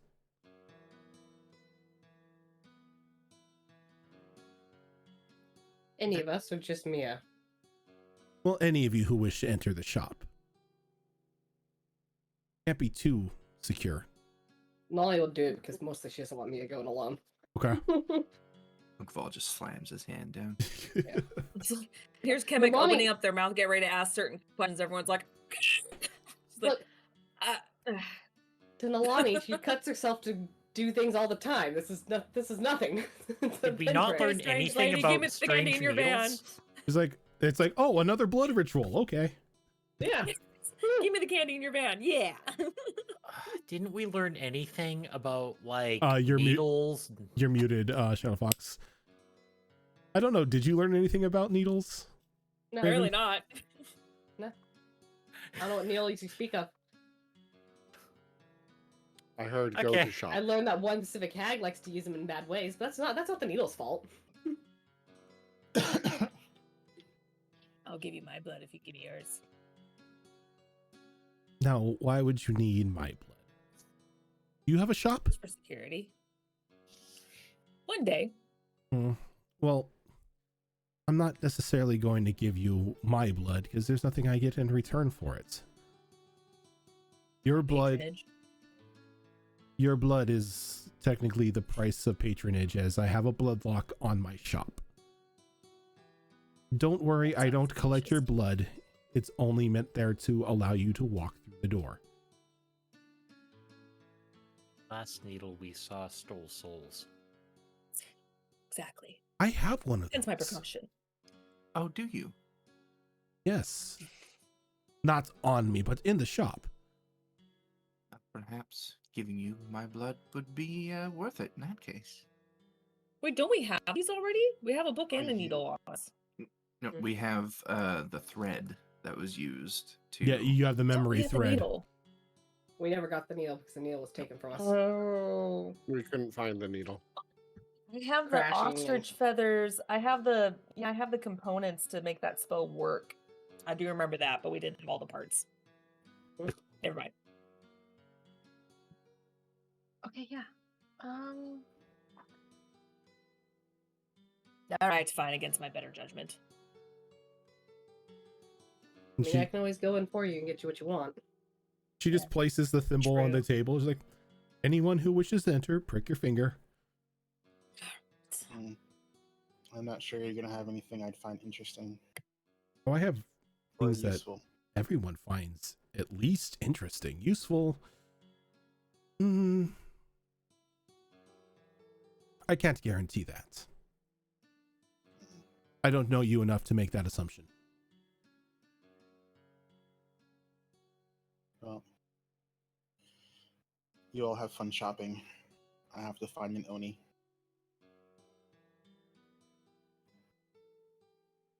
Okay. Wait, why do we need a Noni?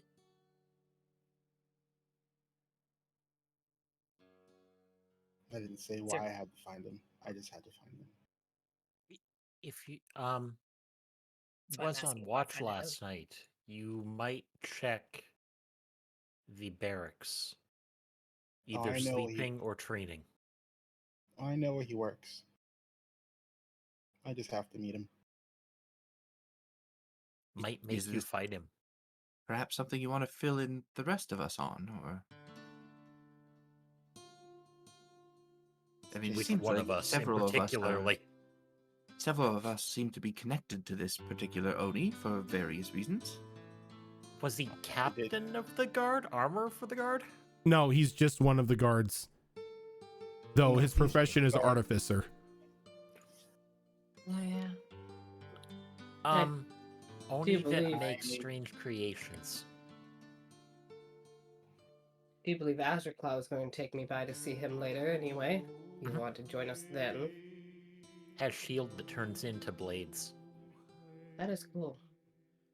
Does he use that when he spars? That sounds like it's Yes. interesting to go up against.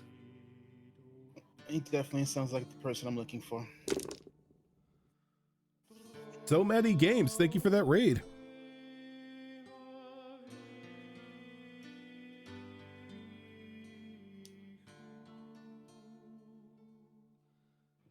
So is that everyone who's going to enter the shop?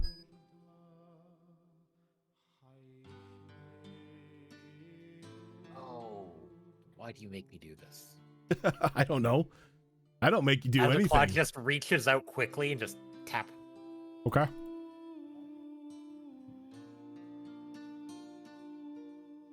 Vaga kind of looks over at Yuriko. You sure you don't want to go? I don't have any need for interesting. I need things that are useful. Oh, If you can.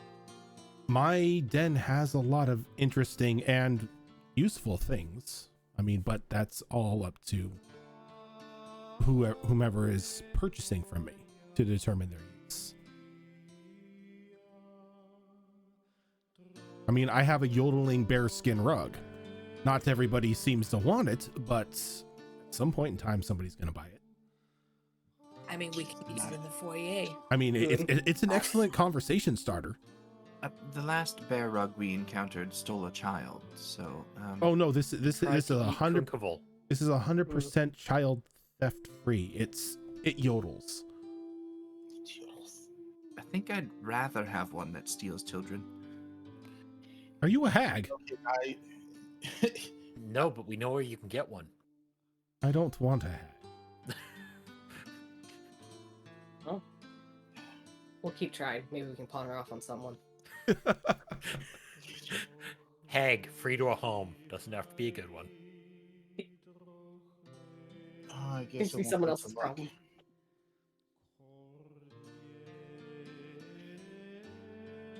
And she's just gonna just press her thumb hard against one of her chakram and just And she's like, oh no, you have to use the needle here.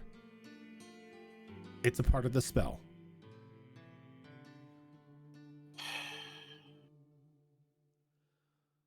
fine. She pokes herself with the needle. Okay. And after the blood has pooled into the thimble, she just walks over to one of the closed doors and just splashes the blood on it. Be sure that was just cleaned. It will come off. A new door. And Paint. tries to reach up and grab the door handle, but obviously far too short to do it. Would one of you mind, please? I got it. Here.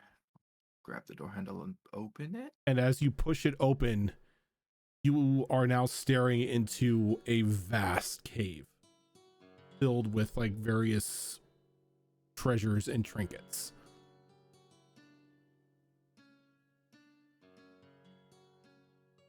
Well, that's impressive. This is why nobody can find my shop. I'm very selective on who gets to purchase from me. Let's see. Well, shall we? Kind of just holds up her hands, like trying to usher all of you in. Scoot right in. I will follow. I'll follow Kimmick. Yeah, that's curiosity. Curiosity killed the bird. Listen, I function on curiosity, okay? Like, So You were as smart though and didn't go down that alley. as you walk in, there are just troves of weapons and rings and suits of armor, cloaks, pretty much everything that an adventurer would find useful. But then you begin to see other things like fully built siege towers and trebuchets, what looks to be a giant wooden dragon, a colossal mummified body kind of just like propped up against one of the back walls, various pools of liquid sort of like bubbling and churning in various points of the cave.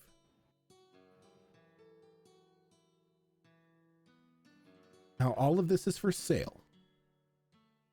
No bargain will be turned down. Though I need to warn you ahead of time because I don't want to spring it upon you after, you know, you grab something, you say how much. I don't deal in gold. I deal Because we don't have it in anymore. lifespans. Well, then you might as well just let me go home now. I'm human. Oh, I don't take decades off of people. I need every bit of life I have for reasons I don't feel like sharing. No, I can possibly help you extend that life. For the price of life. Hey, give a little, get a little. I mean, You can I pay, will leave a give penny. you 50 more years if I get to keep 5 of them. So 45? Got it. you're smart. You can do math. But don't knock it until you try it. Everything around here is up for grabs, as they say.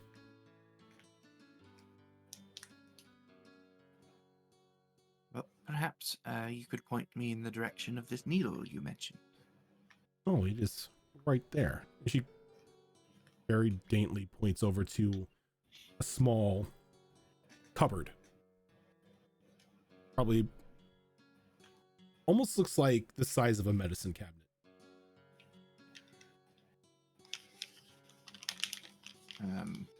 I will open it up unless there's a reason I shouldn't or shouldn't touch it. But otherwise, yeah, I'll open it up, take a look at what's inside, and also at this needle. And when you open it up, there is a singular needle from one of those marionettes sitting there. The sheen, like the silver sheen on of it, kind of dulled. But it's definitely one of those needles that the marionette dolls did use. And remind me real quick, were these needles... And he did. Thank you for that raid. Were these needles like injection type needles in that they have like a whole Sewing cord needles. through them? They were or like sewing crochet needles. Okay. Yeah.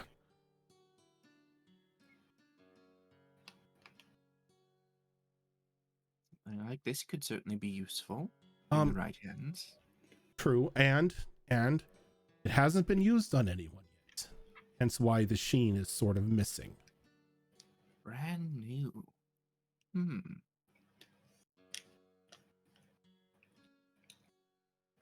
Now, I will say it kind of functions a bit differently than what you see from those little monsters. This allows you to switch bodies with whatever you prick with this needle.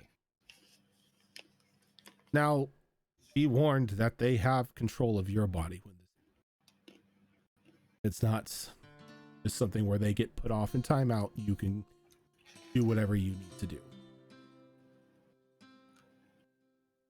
Don't like that.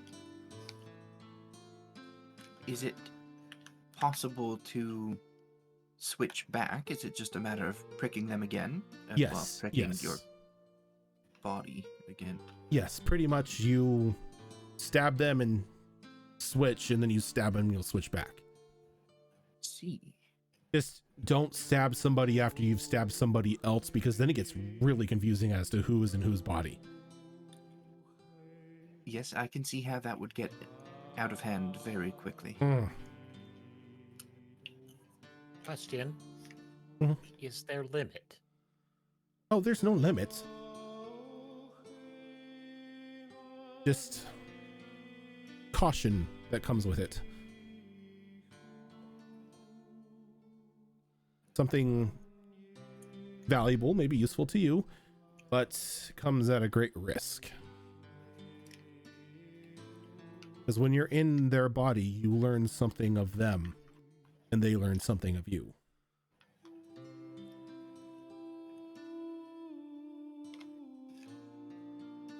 Good.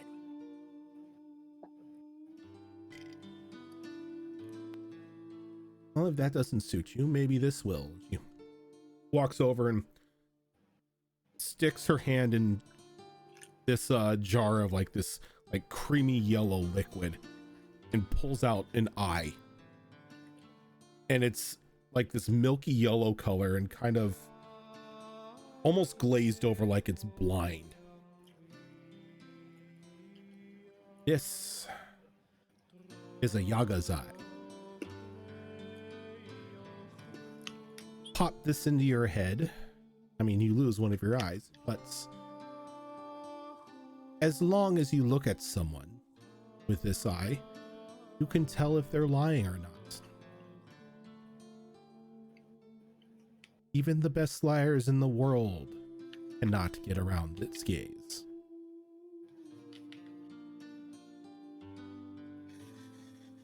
I don't have to use my candle spell.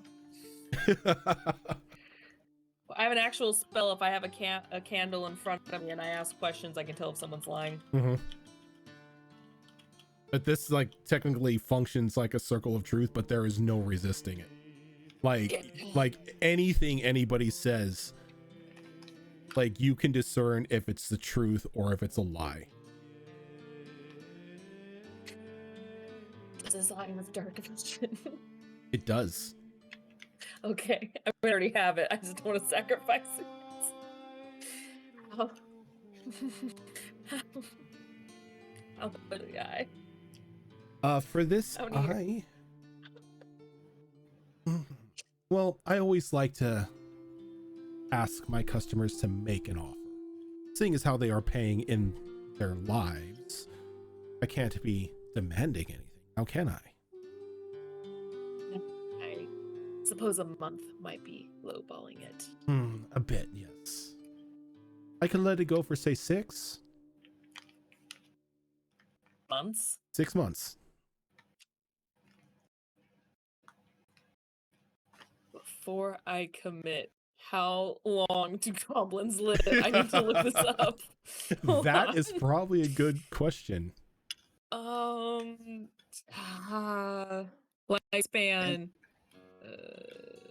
Not long. 60 years. 60 Longer years. if you become a lich. They revamped this because it says for goblins it just is generic. Like it can live sometimes for even centuries, and I'm like, Yeah, that's really... it's about 60 years is the normal span. Yeah, I'm okay with that. Yeah. Perfect. Yeah. Yeah. She walks over and she just plops the eye down in your hand. And as she does, it's not a lot as it's only 6 months, but you age 6 months. You need help getting that in. Wait, what time of year is it? Did I reach my birthday? I'll have to talk that with I don't think you've reached your birthday because it's only been a couple weeks game time since it started. I think at most a month has gone by. Okay. It's 6 months is chump change for me right now. Okay. Exactly 20 days have gone by. Okay. I'll have to look to see if that actually bumped me up a year from where we are right now. But that's fine. Yeah, no, I'm good. I'm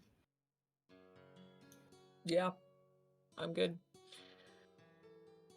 So what's the process to get this inserted? Just click your tongue. What is with Chemic and tongues? Just got a thing for tongues. Okay. You click your tongue. I wanted to do something first, but actually, you know what? Out of curiosity. Where is it? I'm curious. Where is it? So I think I can, if I remember correctly, I can tell who it originally belonged to. You do have an ability like that, yes. Yes. Because obviously I know it's not a weapon. But yeah, it's read object. Since it is now in my hand and I'm touching it, to know who was who did this eye belong to? This previously belonged to a devotee of Baba Yaga, a sect known as the Granddaughters of Baba Yaga. And this eye is something that is a blessing upon them from the demigod that they worship.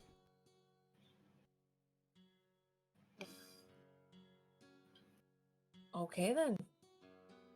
After getting that information, a moment will pass for Kemet to look up at Nalani. Can you click your tongue? Mm-hmm. Okay, which eye are you replacing, your left or right?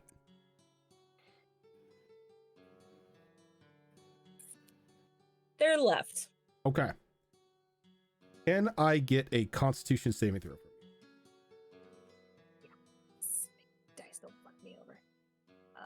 First things first, let's get the exhaustion off, as I have slept. You have slept, so those of you who had exhaustion no longer have that point of exhaustion on you. Okay.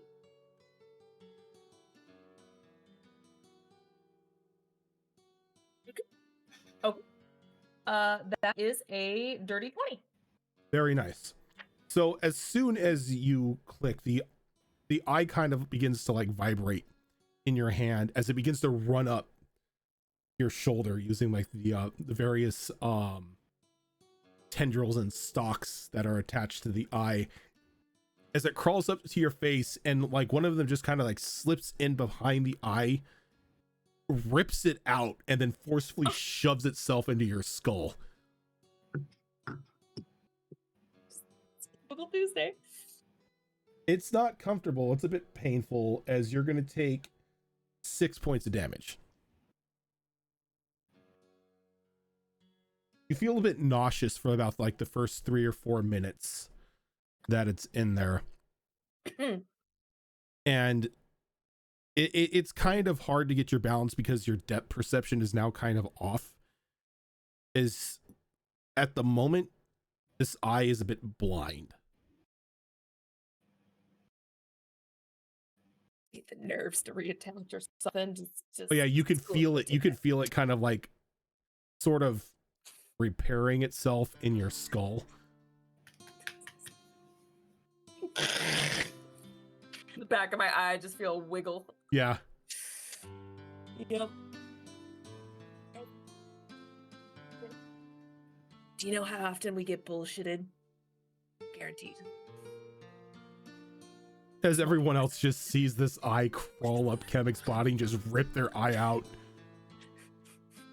So, what I'm going to do, as Nalani has seen many times, no one else has witnessed this. Actually, yeah, I did this earlier in the campaign. I'm going to pick up my own eye and I'm going to place it in one of my pre-made jars for my alchemy kit to preserved body parts. And go. Okay. You can add your own eye to your alchemical components. Good. Make sure- If you weren't gonna take it, I was gonna ask if it would be okay if I could. So at least it's going to use. Oh. Yeah, but let's be completely fair and honest. You don't need I to know that when you're bullshitting, Mia. You're a That's liar. fair. I'm not the best at that sort of thing. It's not an insult, it's just a fact. Just to be clear. You're terrible at lying.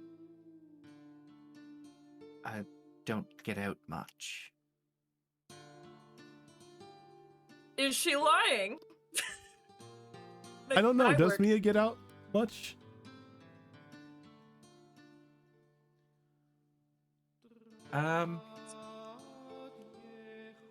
It I guess a bit of a half truth at this point. I mean, she gets out, to get like food and stuff, but she doesn't mingle much.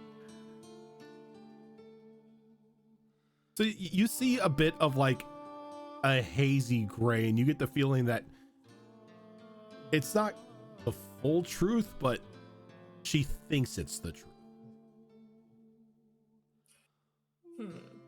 Just properly test this so I know for future uses. Mia, tell me a lie. I'm currently standing on my hands. And as you say that, as Mia says that, her outline turns red. And then Mia, you're racked with pain as you take 9 points of psychic damage. Oh, good. I can hurt people that lie to me. I don't like liars. This is so good. Kemek, As soon as I see that reaction, I'm just like, Kemek, you gain 9 temporary hit points. That's my HP. I need it for my shield. this is some bullshit that I love. Yeah, as soon as that happens and I start to feel a little bit better, especially after I just had my eye literally ripped out, another eye. Yeah, they're gonna look over at you in a moment, Mia, and go, one, I apologize, did not know that it harms those that it's lied to, but that lie made me feel better. This is very good to know. Just that big, like, toothy grin comes across the face, like, this Well, is I'm good. not gonna make a habit of it around you anymore. Are they lying? Okay, move on. We'll move on from this, but very good to know. Thank you. Cast mass will command continue on to a look. town, telling them to lie to you. Just like buff yourself up with all the temporary HP. Boss battle, guys. Let's go. Beef me up. Okay. Now, just for clarification, Lady Vaga, you said that I belonged to a Yaga, right? No, I said it's called a Yaga's Eye. Didn't say who it belonged to. So it's possibly not named after its previous owner, then? Maybe, maybe not. I'm not really sure. I just came across it and stored it in my cave. Well, Kemek, I don't know if you are familiar with all of the stories of hags, especially those powerful enough to be called a Yaga, but if it did belong to a Yaga, if some of the stories are to be believed, they often come back for the things that they lose, so maybe keep an eye out. I get it. You made a joke. Well, as they lift up the jar and kind of like swirl their eyeball, their own eyeball inside, it's like, oh, I guess I kept mine then. The eye is kind of like doing that weird, like that little bob and like circular weave that the little plastic eyeballs that you get from the Halloween store do. Yeah. Yeah. Don't shake it too hard, or you get an air bubble trapped in there, and it's just never going to be the same Nope. again. And that's why I kept this, just in case something happens to my new magic can reattach it. Can I do it now? No. Doesn't One mean day. it's not possible. Back as they continue to peruse.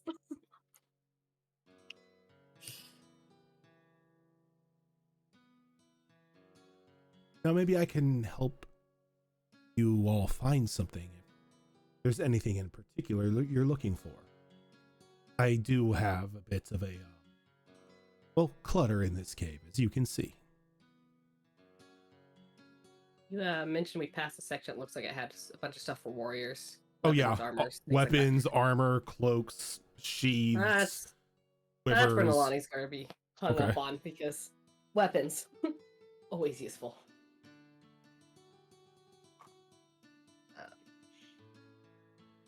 Particularly want to keep an eye out for if there's a glaive of interest or any armor specifically of interest that Okay. stands out as from the rest. So there Yeah. are Sure. what's that? So your coach is waiting by the door. So there are a couple things that catch your eye. One glaive that looks it stands out amongst all the others to you, as it seems to have this dragon's mouth that's opened wide at the base of the blade. And down near the other end of the glaive is like an attachment, about a foot long tail.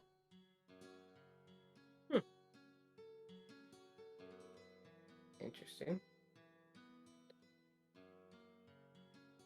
Pick it up to take a closer look at it. You As long as pick she's not told she can't.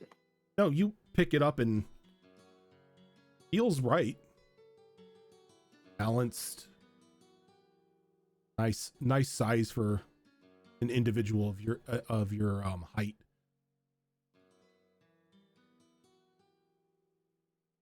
Ah. So you got that one's attention. Now, you don't have to worry, this doesn't replace an arm or another body part, kind of like the eye does. So, That's assuring. very assuring. In a way. But this, on the other hand, imbues the wielder with certain, let's call them draconic gifts. Okay. This was once used as a dragon slayer's weapon. And over the years, it's been empowered from the blood of many worms that it has slain. Using this weapon, the more you kill, the better it gets. The stronger you get. Once it collects enough blood, you'll gain qualities of a dragon. Breath weapon, stuff like that. Though it does come with a warning: kill too much and you'll become one.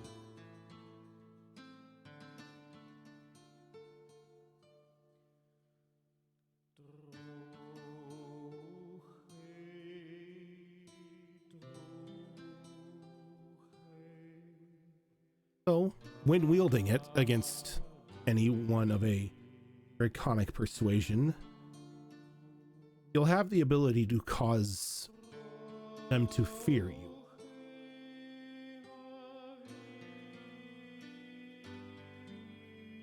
The blade itself is coated in enough blood that it gives a bit of a repulsion effect to those of draconic blood.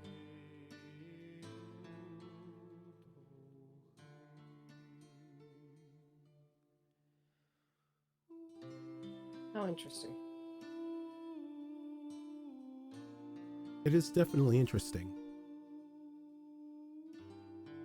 Though I will say that the risk of turning into one of them tends to push people away from it. While it is a great weapon to take against dragons, it's just a matter of time before you become one yourself.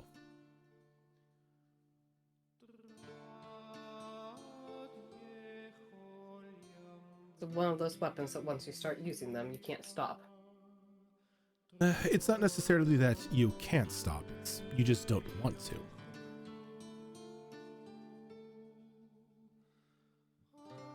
It's like a warrior taking their favorite weapon into battle.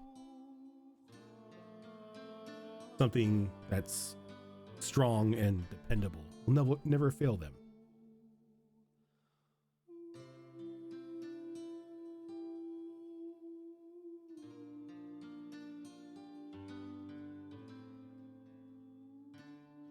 Now, I saw that you were looking at the armors as well. Yes. Any extra protection is always useful. Yes. Well, maybe this one. Walks over to just like a suit of like this solid black mail.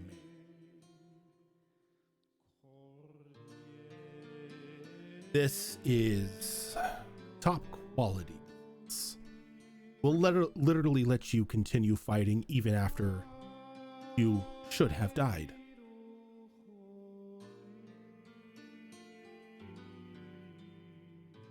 Injury, fatal wounds, everything become a thing of the past as long as you're engaged in combat. Though, after combat has ended, you'll start to feel the pain.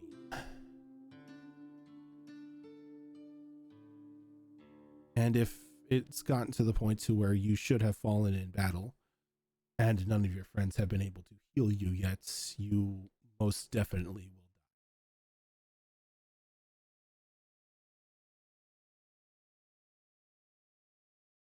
And then there's a risk of the armor reanimating.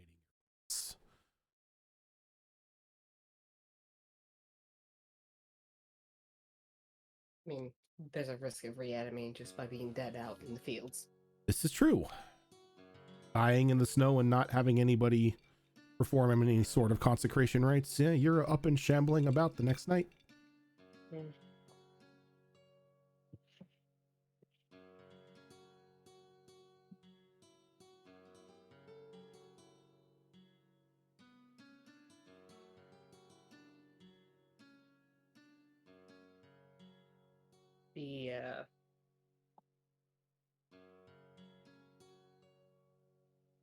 Don't typically wear a full suit of armor. Is this something that inhibits movement? Oh, no, this is more like a second skin. The look itself is just built for intimidation.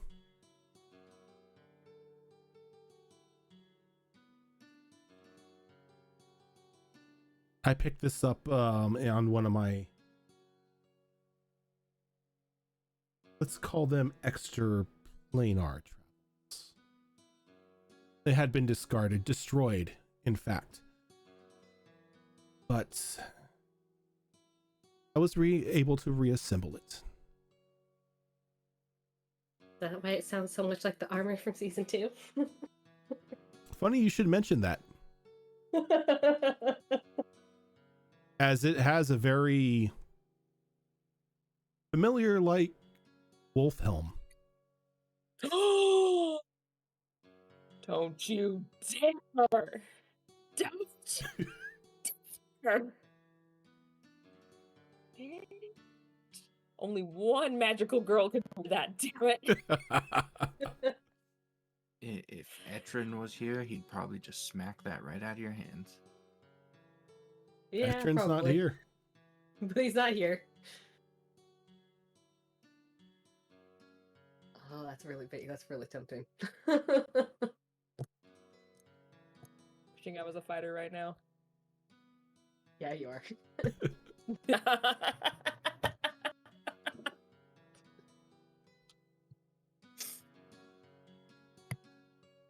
The question is does Nolani become the magic girl?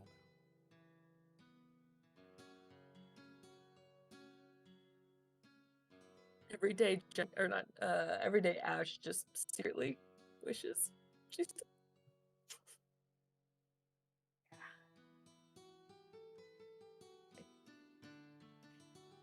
Think to Nolani, the risks don't outweigh the benefits because, like she said, you risk turning into the undead if you die anyway. And that's how she interpreted that. So, I had one foot already in the grave. It's fine.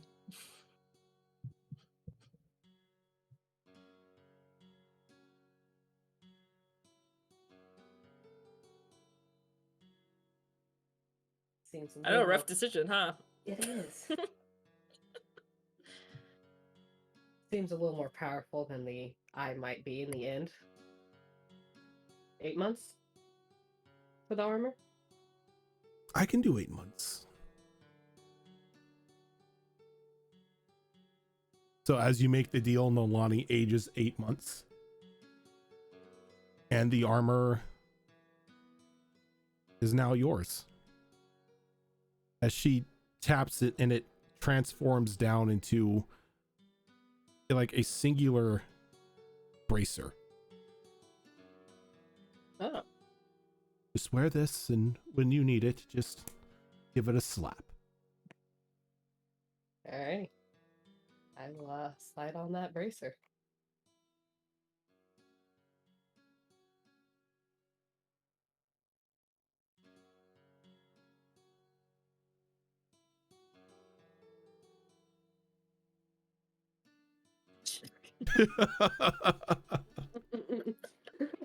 Like you were muffled that entire time, but I could read what Yeah. you were saying. You know, Ash is still alive out there somewhere. That's all I'm saying. Yep. She's still very much alive and young. Thank you. It's been 60 years. No, 80 years? Something 60 like that. years. 60 years. Now, I will say that this armor is now completely unhinged. Like, its side kinda effects figured. and everything are now completely in the armor. So the curse and everything like that is something that thrives in it. Oh. Sucks to be you. Maybe not. Because all limitations on it are now off. I honestly don't remember what all the armor does or all the limitations it had before, so. But you don't have the blade because that was given to sword maker. Yep. But yeah, if you want off camera, I'll send you the benefit. I remember them probably. Okay. One of the benefits I can tell you with this like the unhinged armor now is when you hit 0 HP, you don't fall unconscious. You keep going. Like once that armor's effect kicks in, you are pretty much an unkillable juggernaut until after battle ends. Yeah. So as long So good. I can take my time healing you then. Yeah, so as long as you are still locked in combat with something, the armor keeps you going. But if you go a full round without either moving to engage something or you're locked in combat with something, the armor's effect then stops. And if you are below a certain threshold, you either fall unconscious or you die. Fair. Sounds like keeping a few health potions in the pocket is a good idea. Maybe put it like a little sippy cup with the lines going into your mouth from like the side of the helmet. Yep. A camelback with health potions. Yeah. Where can I get that? Teacher? You would Where never can I use get it. that? You would just hoard it. Show it off. Go look what I got. But never ever take a sip. Ever. Just wear it everywhere. I'll just do the hamster thing. I just go like, and then I'll be over it. Not over it. Note but to whatever. self, add expiration dates to potions. Damn it! Oh, That's the best countermeasure to her I've ever heard. Yes. Still a lot in the final battle. Thank you. I mean, they're made of natural substances, right? Eventually, they'll expire. Get out of here with that shit. Anybody else looking for anything specific, or are you just browsing? I would not have any idea what to look for specifically, so browsing. Okay. You're muted, Raven. There is browsing happening, but Azurclaw is not sure. Okay. And what about Mia?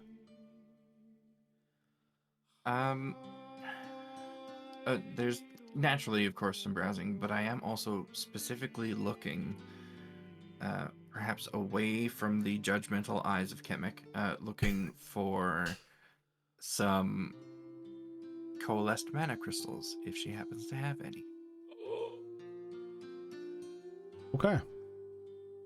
So we'll start with Kunkaval.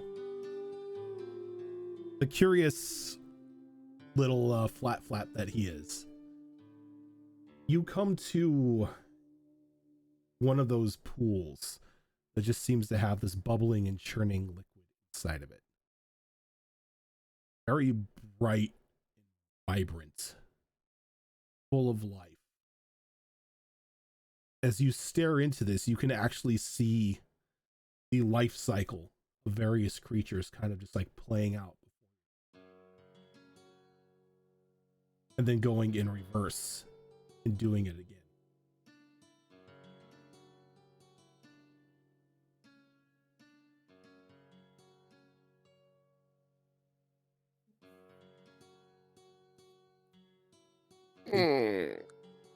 What is this? Oh, it's beautiful, isn't it? Yes, quite enthralling. I like to call it a liquid second chance.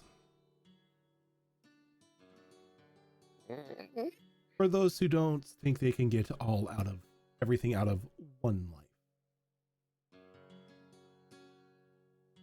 This here will ensure that when you die, you will be reborn to live another life. But you will retain all knowledge and memories of your first life, including whatever power you have amassed.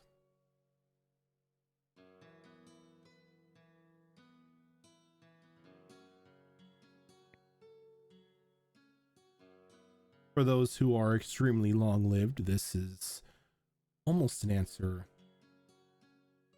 to lichdom.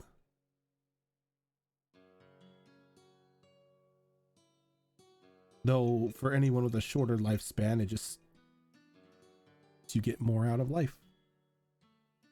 Then you have this one over here, and like motions over to a pool that's just like this black tar-like substance. This here, how to say it? Well, it's alive. If you've ever found yourself needing of a friend, just take a dip in that. I'm sorry, are you saying go swim in Sven? Pretty much, go swim in Sven. The blue one over there, that one's quite interesting. It removes your requirement to breathe.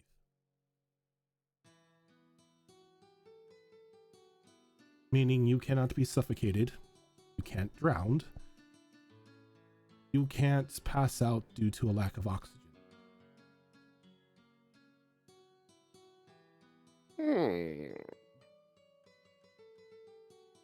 A perfect aid to any would-be deep-sea diver.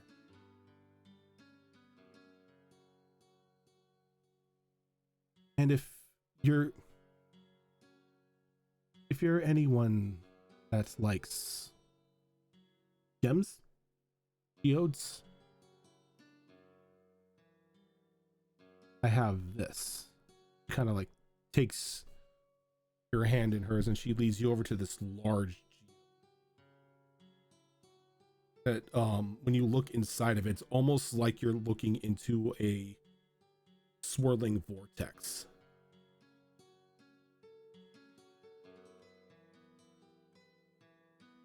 This right here is one of my favorite things to look at when I just need a bit of time to myself. What you have here is your own planar gate. What was that you cut out? Sorry, what you have here is your own planar gateway. All it requires is a bit of material from whatever plane that you wish to travel to. Sacrifice it inside that little vortex, and you have your ticket to the plane of your choice.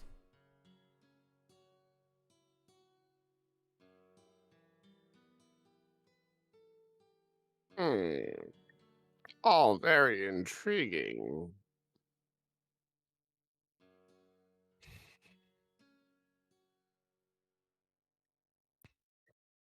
The first one, when you are reborn.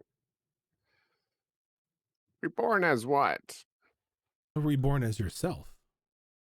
You would be reborn as another gecko folk.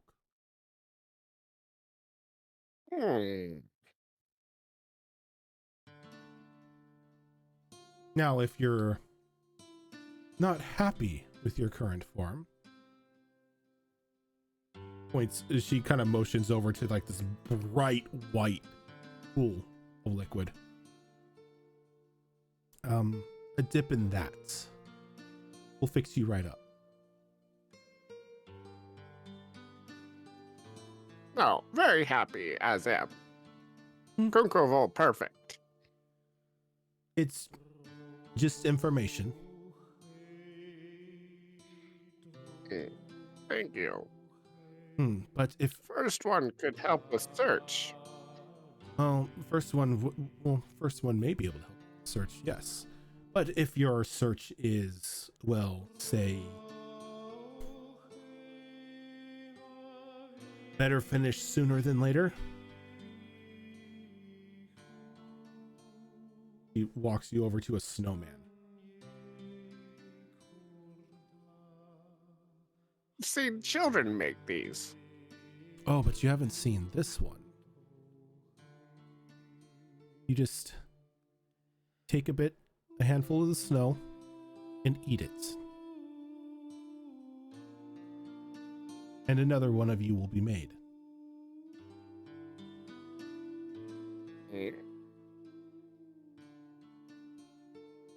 I'm sorry, is this how the Bibbies made their simulacrum? This is technically a simulacrum snowman. That's awesome. That just sounds like a mouthful. Do you want to build some? That's not too wordy to me. Now, this only allows you to make a second you. If you were to eat it again, the second you would disappear and a new second you would appear.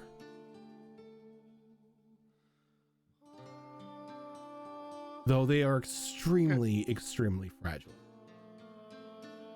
Almost as if you can pop them like a balloon.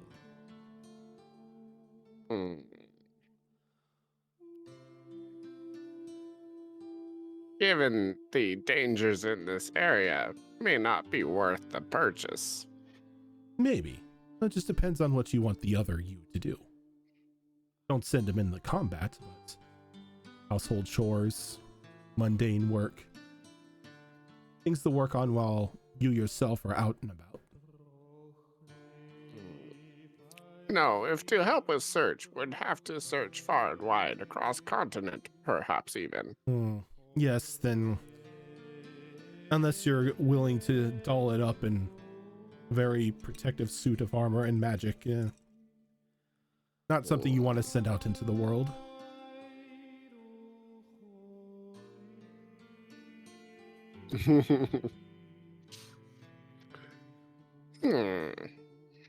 But interesting. Perhaps some of the others may be interested. But first one's still intriguing.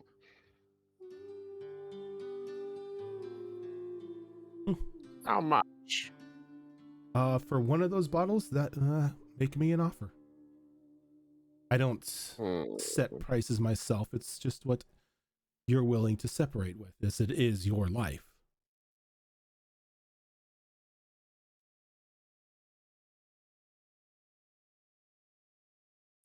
And no trade for something you might sell? No, I only trade in life force, dear. I have employees to bring me interesting things to sell.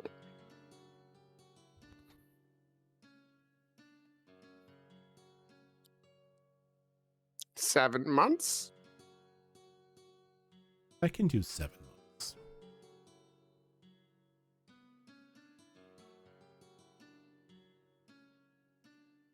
If that's what you're willing to pay. What's that? Can you remind me what the there was the one that I think Sven. Yeah. But what was the other one? There was the blue one that allowed you to pretty much not have to breathe anymore. And then there is the orange one that is technically just a new life. So after you die, it's pretty much the reset button is hit. You're reborn, but with all of your knowledge and power, or it is still intact inside of you. So if you died at level 16, you would emerge as a level 16 child. That's a terrifying thought. Yeah, a 2-year-old with the ability to cast Fireball. I don't want to go to my room. Fireball the room. Every day somebody else is getting no bed to go in. Every day somebody else is getting nailed with a power word kill. Oh no.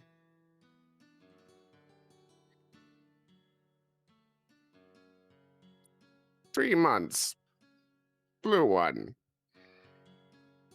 So 3 months for the blue, 7 months for the orange. So a total of 10 months. I can most definitely do that. Though I have to warn you, with the blue one, you'll lose any sense of smell that you have because you no longer need to breathe.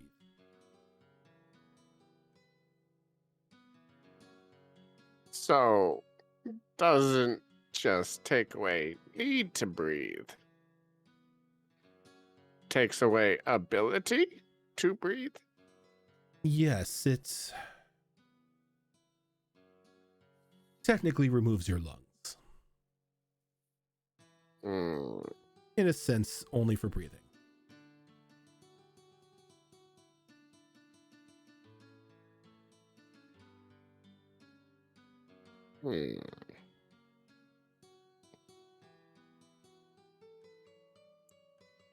Just the first one, then. Okay. 7 months for dips a beaker into the orange pool and caps it to you, or caps it and hands it to you. And as you do that, you age 7 months.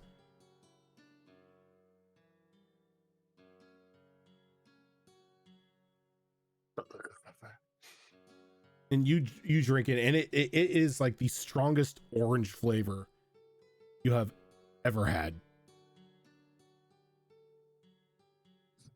Yasta. But yeah, tell that to a gamer that drinks an orange juice out of Mountain Dew. Okay. but That's good. You drink it and you don't really feel any different.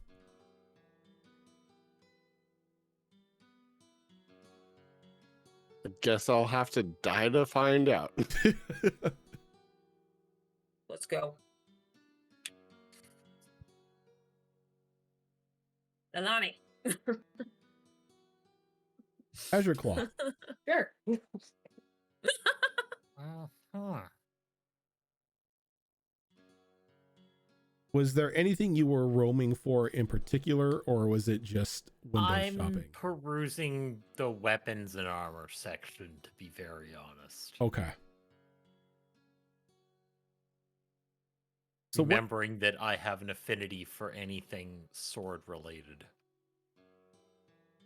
So you walk by and you kind of like do that, like stop and like look over and walk back, as there is this one beautifully crafted sword in this black scabbard just leaning against the wall.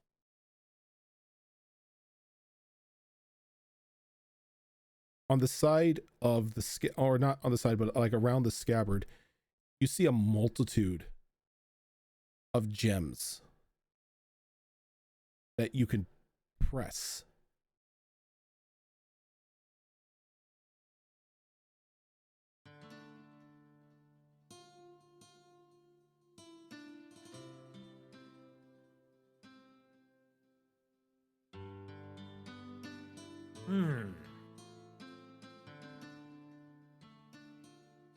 What kind of sword, I guess, is the better question. Right now, it looks like a long sword.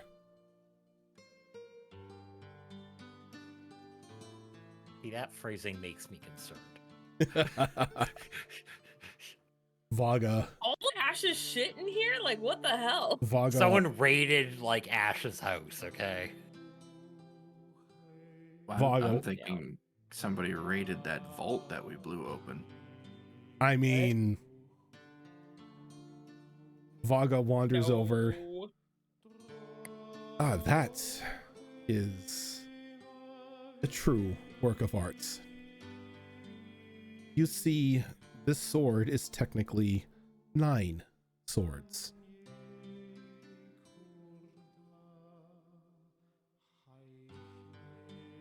How? Well, do me a favor, draw the blade.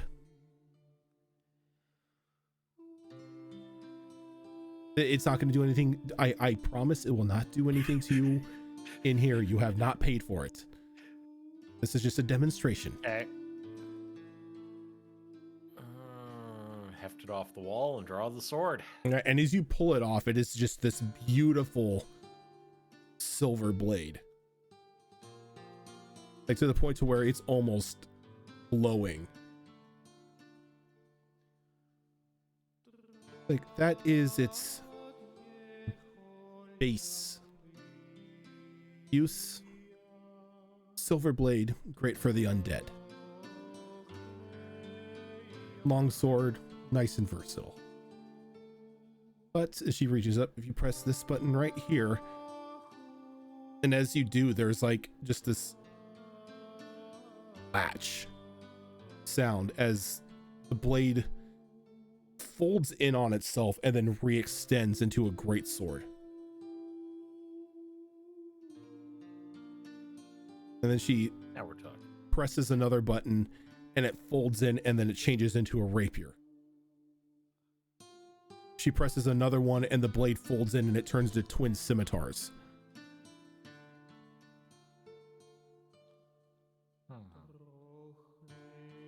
And then she presses a bottom switch on the pommel and it turns back into a bit of a heavier two-handed longsword, but it's got 2 blades.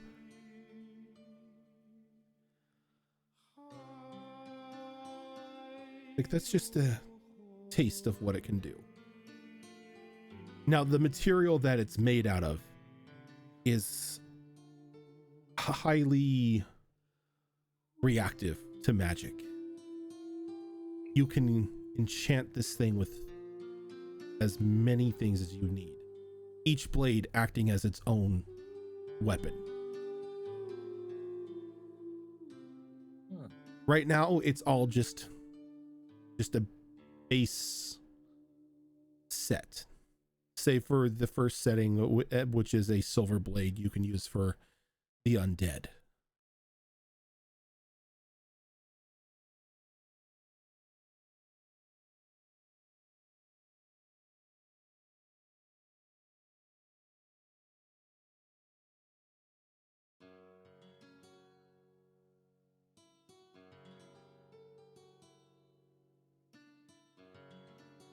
Interesting.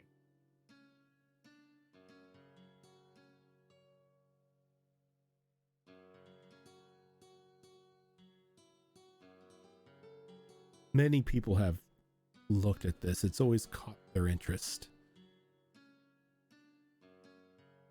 And unlike a lot of things here, this doesn't really come with any sort of negative kickback or anything like that. This is just a fun sword. It's a lot of fun swords.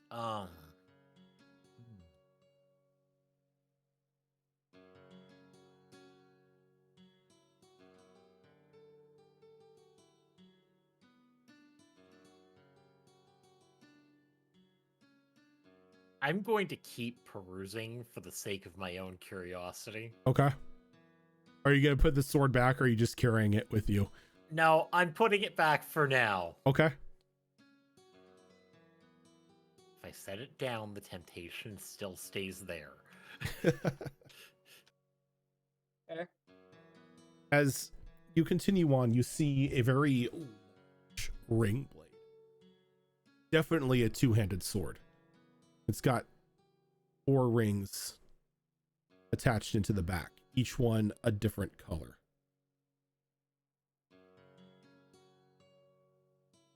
This is a Jin's blade, allowing you to call on different elements to imbue your weapon when needed. It also has the ability for you to, well, mock fate.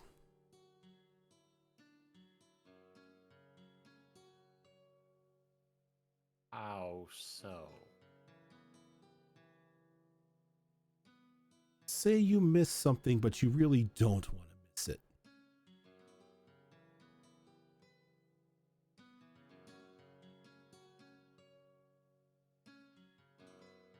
But what is... Think of it as drawback? drawbacks. No drawback. Not really. You may catch the unwanted attention of any Jin you come across, but that's a bit of a rarity for these parts. But does it attract them? You know, I'm not really sure. See, that's an important question. That is an important question, but I've never had any issues before. This sword has been sitting in my cave for about 50 years now, and not once have I come across a Jin.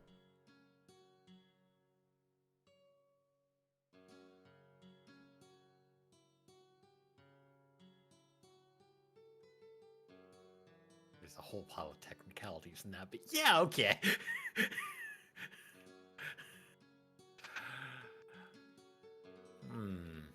There is one other I think you may like. She takes you over to this large cleaver, like against one of the back walls. Easily good 15-foot blade on it.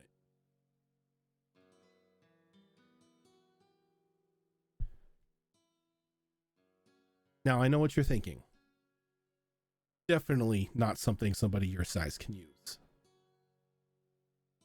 But Excessively large. yes. But if you were to say, touch the blade, it would shrink down to something more usable to you. And then when you want the blade back to its original form, you will grow with it.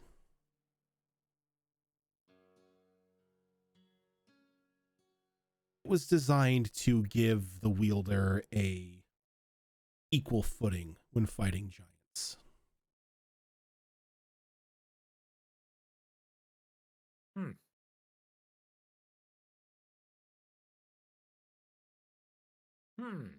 Though I will say, if you're going to use it, make sure whatever you're wearing can grow with you, or is magic in some way.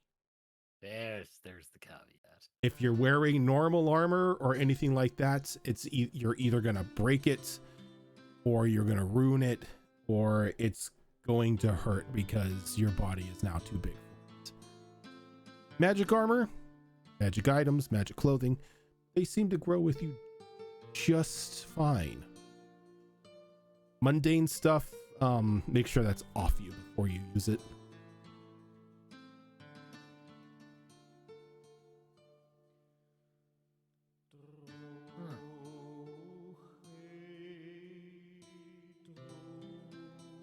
Not sure now, but can come back later.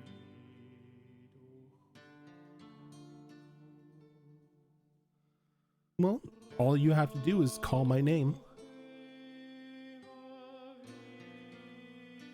I mean, granted, it costs another prick of your finger to get into the cave, but it's just a drop of blood.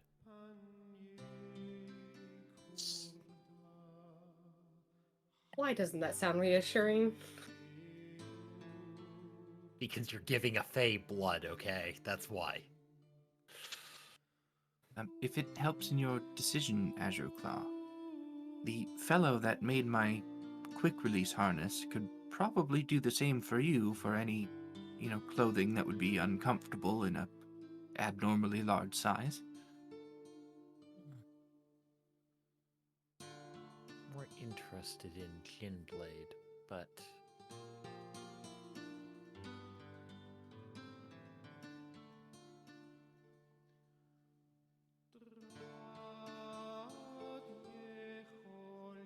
need a moment to think. Take all the time you want. I will be in the cave when you have made your decision. Kokoval standing in front of the vat of black swirling liquid. Tap, tap, tap, tap, tap, tap. Mia, was it? Yes. You seem to have your eye on a couple things here. Is there anything you were looking for in particular? There is, actually, and I have thought of another while my companions here were perusing. So maybe we can start with that. Shit, I'm not wearing my equipment. Usually I have a sword on my hip. Shame on me for not having it at all times.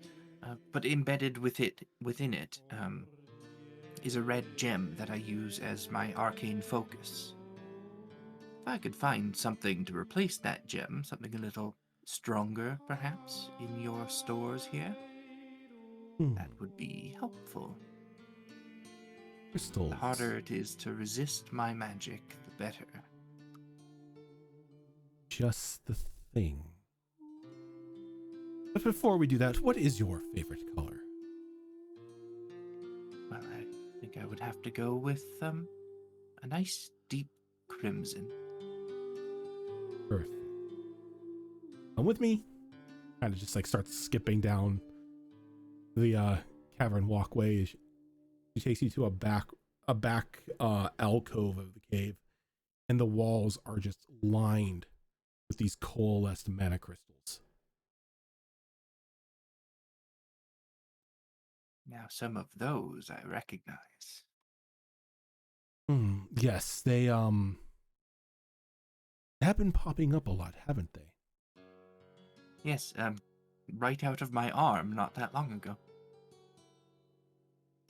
Quick, touch them. Now, with the right magical know-how, one of these crystals can be turned into a focus. Now I'm interested. So you said crimson. Yes. Walks over and takes like a chisel out of her belt, walks over and just nonchalantly just strikes the mana crystal as a small chunk of it falls into her hand. He walks back and presents it to you. About this size would do? Certainly. How did you do that without this whole place exploding? Oh, it's this little chisel. One of my personal designs. Don't suppose that's for sale as well, is it? No, this is one of mine. Had to ask. But it negates the magical properties of any stone struck. Just enough for me to get a sample without having any ill effects go on. Sounds quite useful.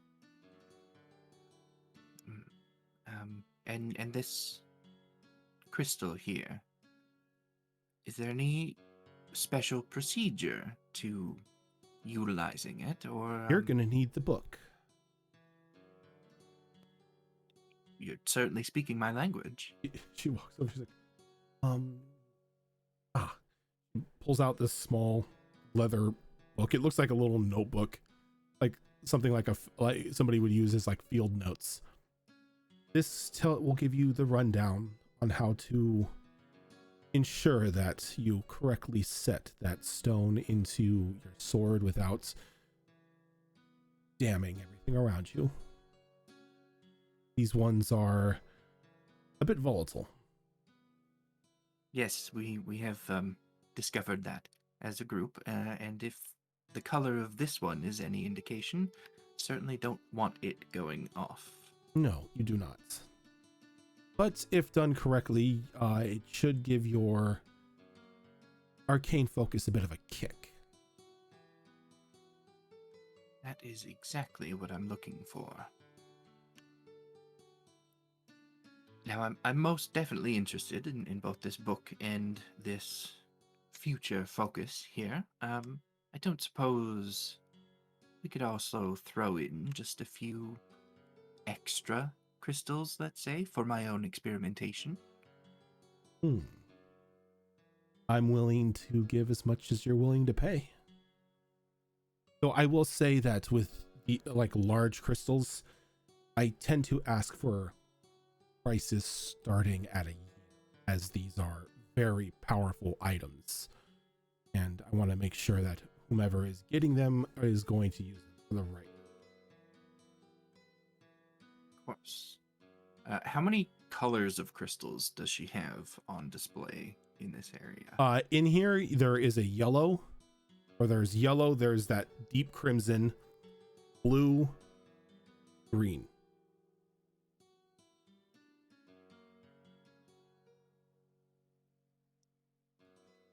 Now, it would probably be unwise to just carry this sort of thing around in a regular bag. Yes. You wouldn't happen to have any sort of safe container that, if I were to get some additional crystals, I could store them in? I just so happen to have. Reaches underneath the table and just very coincidentally pulls out like a small case. And when she opens it up, there's like indentations for the crystals to fit into. Now, while they're in here, they are safe and sound. They can't be ruptured. They can't break. They can't do anything like that. But be warned, as soon as that case is opened, all bets are off. Understood. And is there a set number of indentations? There's in this 4. case? There's 4 indentations. Okay. All right.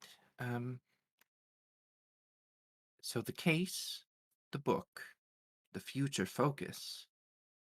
Fill that case, and I will give you 1.5 years. No, I'm gonna need at least 1 year for gem, or each crystal, the big ones. Now, if you want to call it a solid 4 for everything, I can do that.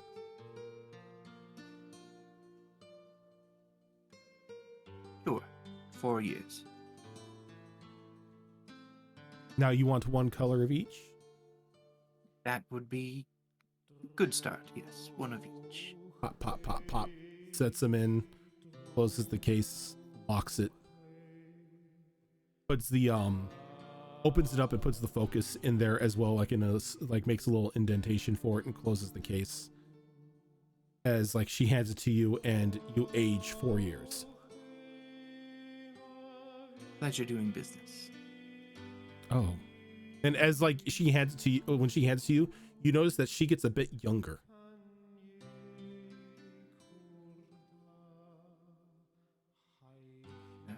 I suppose you don't get many people coming in here giving that many years at once. It was quite a visible difference. The last individual that came by gave me 120 years for 1 item. Were they an elf by any chance? They were not. Believe it or not, they were a dragonborn. Interesting. Yes, I was expecting him to turn to dust the moment he offered it to me. He seemed to be perfectly fine. Don't suppose he had any holy symbols around his neck? I'm afraid that any information like that is privileged. Well, that's actually good to know. I have a few aesthetic secrets of my own that I don't want passed around, so... You don't get many return customers if you start telling people what they did. I see. I will press no further then. Now I wonder if your little bird friend has made a decision on his sword. Let's find out. Kind of walks back over to Azure Claw.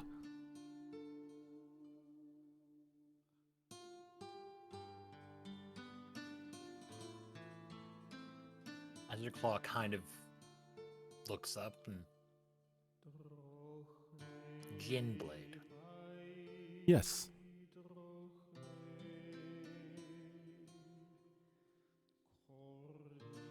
Hmm. 4 months. I can do 4 months.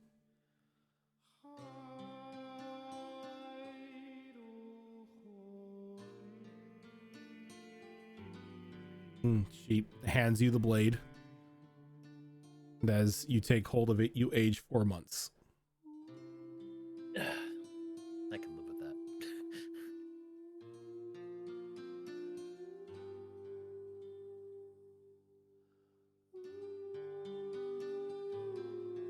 So, on this blade itself, one of the rings is red.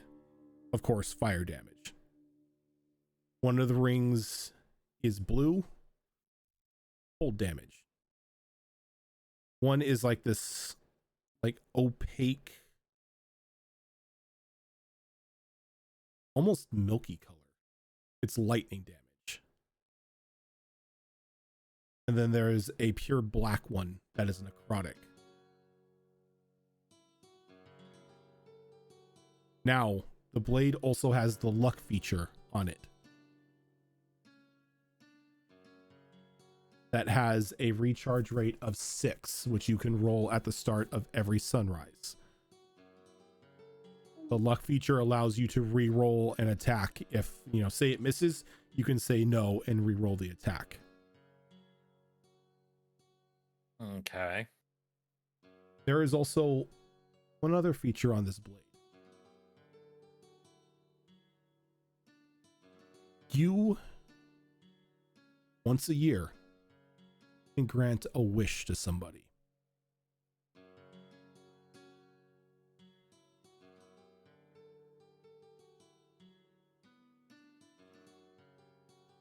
Now that year time span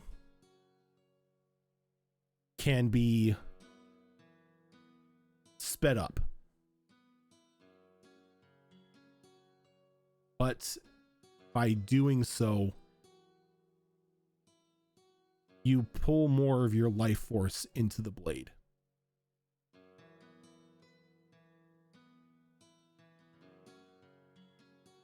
So the first wish is free, but afterwards, like if you want to grant another one before that year time frame is up, it's going to cost you. But First one, always free.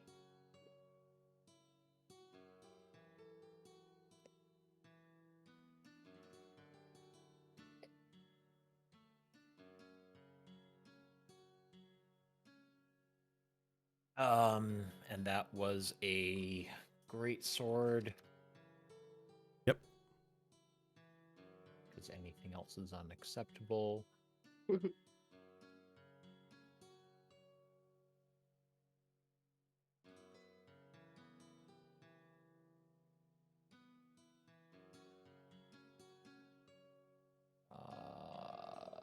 The other important question is, do the rings add damage or change damage? They change damage.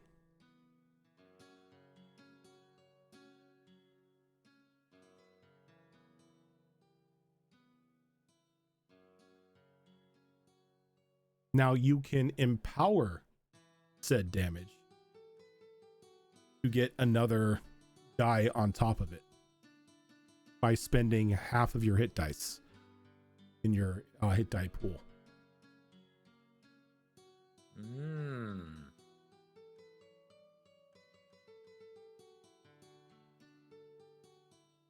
So say the blade's like 2d6, you can kick it up to 2d8 if you spend half of the hit dice in your hit die pool, like something you would use for a short rest. I see. And is that for, what is the duration on that? That is for an attack. For one attack. For one attack, Okay. yes.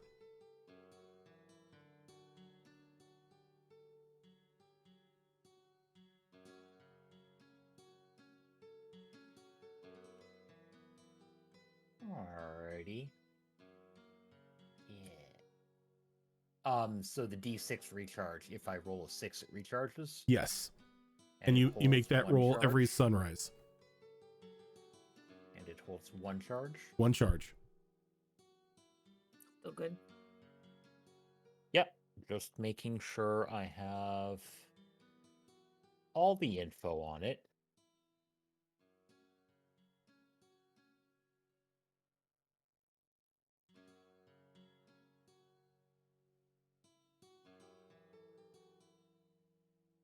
I do want to search for one more thing. Okay. You're not limited to how many things you buy in here. I know. The only thing is your limit is your lifespan, so. I have a lot to spare. I mean, you could have a loophole there. Which now I have a second one. Just you just push it. Wow. Just drink that. You drank the bottle. I mean, you can burn an entire life now. I feel like that's probably half the reason why she offers that, to encourage people to do that, just to give her more life. I mean, it's a good play. It's a good play. It's like, sure. Kemp will approach her once when she's not busy and be like, I like dabbling in time magic. I am quite attracted to temporal things. Do you have anything that could perhaps enhance my temporal abilities or add to them? I may have something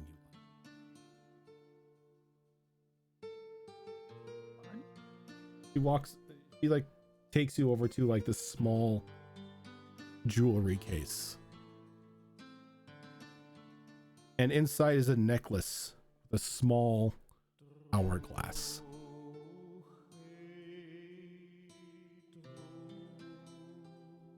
This allows you to increase the effect of any temporal magic that you cast, making it maybe hit for, say, a double whammy, increasing the time of a spell's duration. All you gotta do is turn the hourglass over. As long as the sand can drain, and empower it. How long do the effects usually last for? Depends on the spell that you're casting. It's solely based on that. Fair. I do have something that enhances longevity, but to make my abilities stronger, it is intriguing. So what this would do was when you turn it, it gives you a 3-round boost, which will any spells that you cast in there that have a time limit, that time limit will be doubled. Or if it says if there's like any sort of damage output, the damage output will increase by a certain amount based on whatever the normal damage is. If it's anything that quickens somebody, that speed is doubled. If it slows them, it's double reduced. Damn. Okay. And that's all time magic. It's only for temporal magic. Anything else is not screwed with. Now So there much of is a risk. Of course. There is a risk because you are basically bending time around yourself in order for this to happen. That when you do this, there needs to be a d20 rolled. If it lands on a 1, a random time effect is going to happen. You pretty much have a wild magic table for time. That seems unsafe. Oh, it's great. It's great. It's fine. This is fine. This is fine. I go to slow this guy down double and you summon a T-Rex.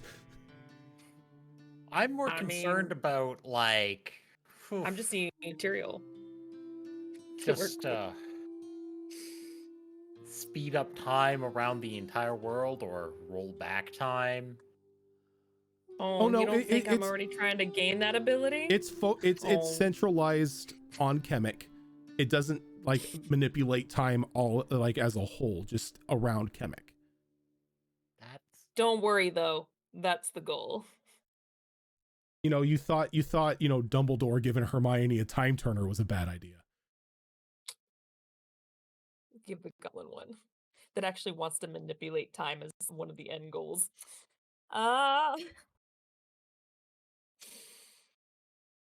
It's funny, until I'm a higher level, time magic really only does affect me for the most part.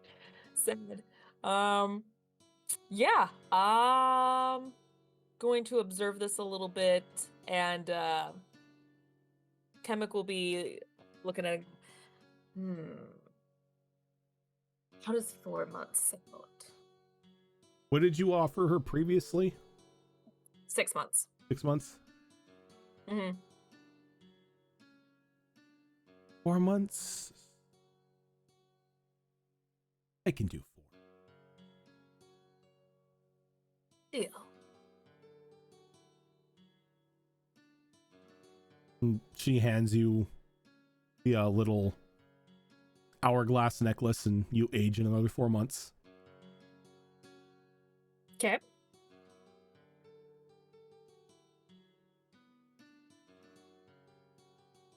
And I will gladly put this around my neck. And actually, since...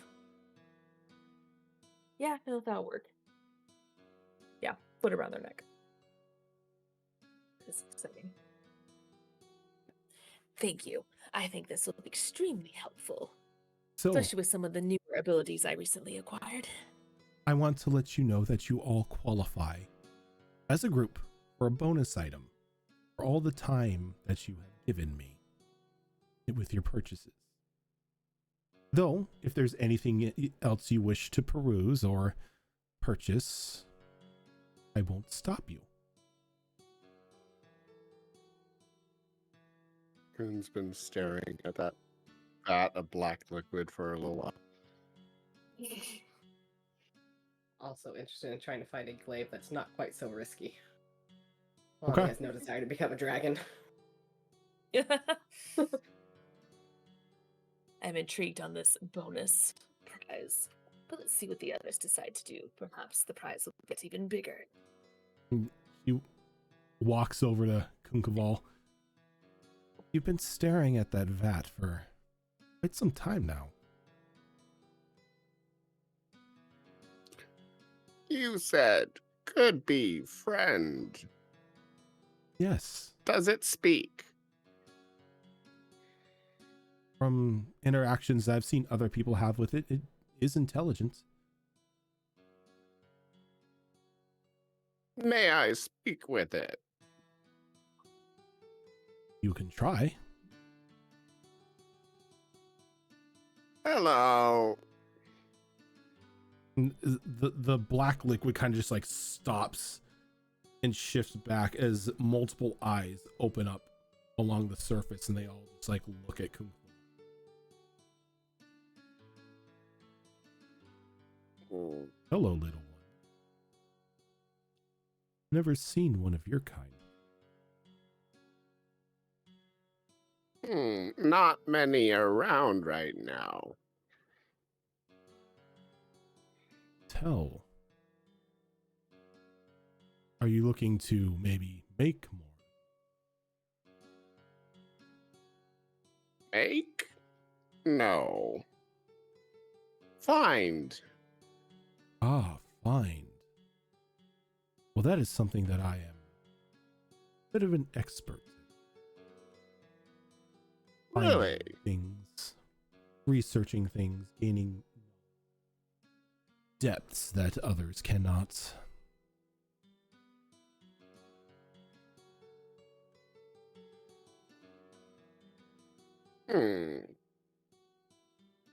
Interesting. What is it you do? How would you befriend? Was told you would befriend. I can be a friend. I'm not like these other pools of liquid. You don't drink me. We bond. And once we bond, I help you. I just need something of a form to take in order to leave this cave.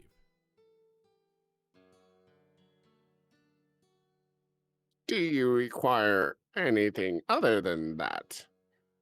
Just a form. It's been so long since I've been out and about in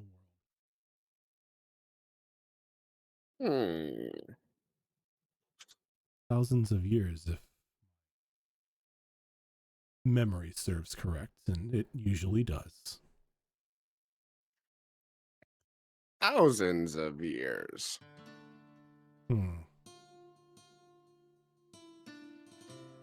If you were to believe me, I've been around since the dawn. I've seen the Great War firsthand. Though, Really? as a result, I've lost a physical form and haven't really been able to set foot outside of it.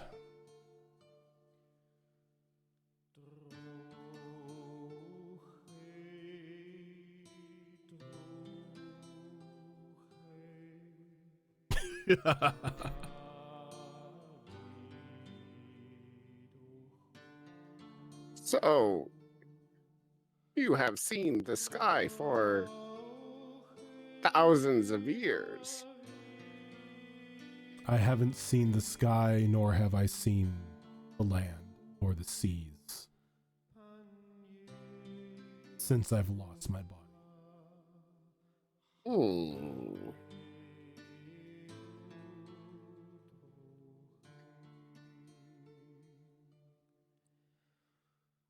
So, I take you with me, And we become friends. You help me in my search. I will provide you with any knowledge that Hmm.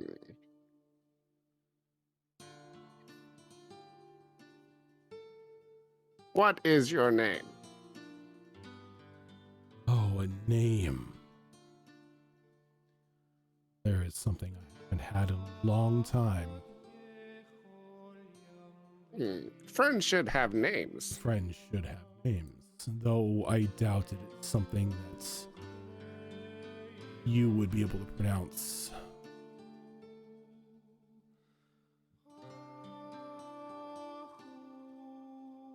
Tell me, what is your name? Unkoval. And your Friends call me Coon. and your friends? What are their names?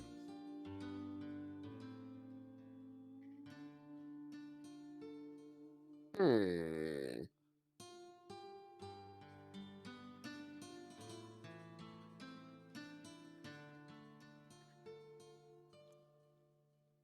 If you wish to know their names, you may ask them. I only ask as I'm trying to think of a name myself that is similar to what people use in these times. Many different kinds of names from many different cultures. I see. You are Kunkaval.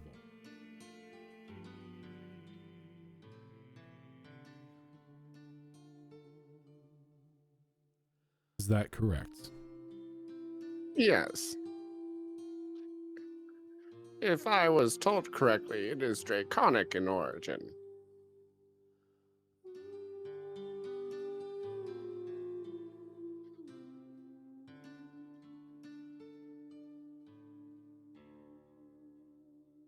I see.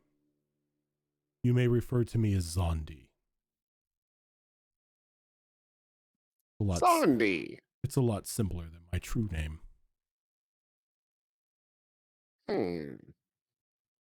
It will do.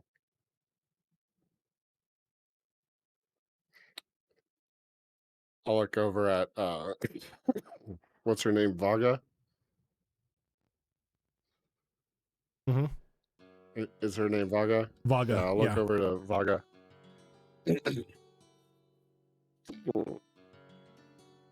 5 months. For a friend. I can do 5 months. I reach out and shake her hand, and then the other hand touches the liquid. And those of you who are in the cave see just like put his hand out, and the liquid kind of like slowly starts crawling up his hand as he's pulled into the pool itself, and is like beginning to be swirled around in like this black ball of like rotating tentacles and eyes. And it sort of hovers up out of the indentation of the pool itself and just gently plops Kunkaval down. As it hovers next to him, slowly beginning to meld itself. As it now stands perfect height-wise next to Kunkaval. A jet black gecko person. Various eyes like opening and closing and looking around, covering its body.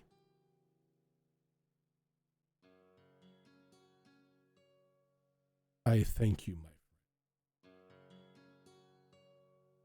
friend. My brothers and sisters thank you as well. More friends? Family. That's like you, I am searching for.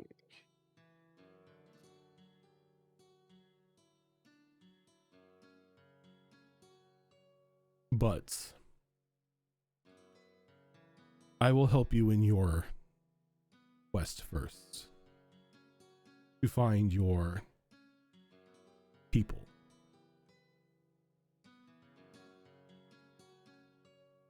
He reaches in, he just like pulls one of the eyes out of his shoulder and opens his hand as like this little black globule kind of like floats over to you, little tentacles coming out of the bottom is just a singular eye.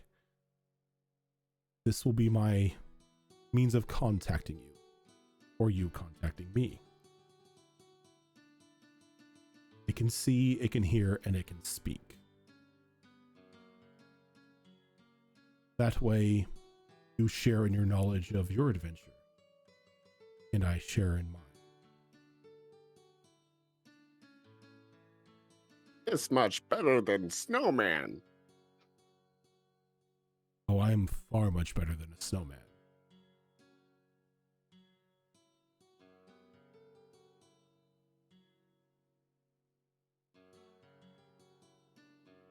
Why don't you come home with us for a little bit? It would be nice to be able to go out and about, see the sky again.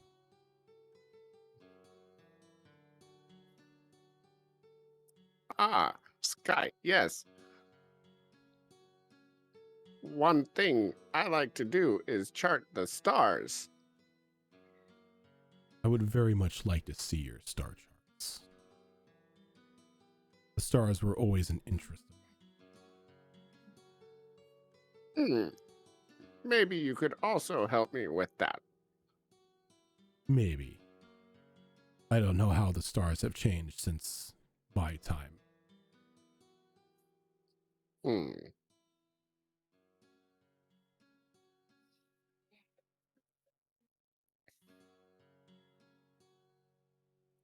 When we get home, we'll show you.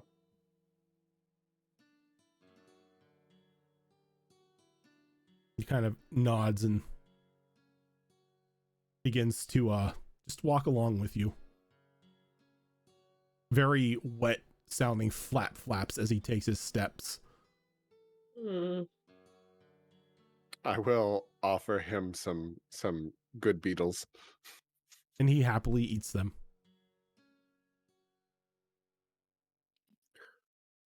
New friends, Andy. Kern is just pleased as punch. I'm scared as hell of this. I feel your fear. Yeah, it's I bought like some armor that has that same this effect. You see this jet black slime like duplicate of Kunkaval just covered in multiple eyes and tendrils. Something's just not right about that. Well, there's a whole lot not right about that. Ain't natural. Mm-hmm.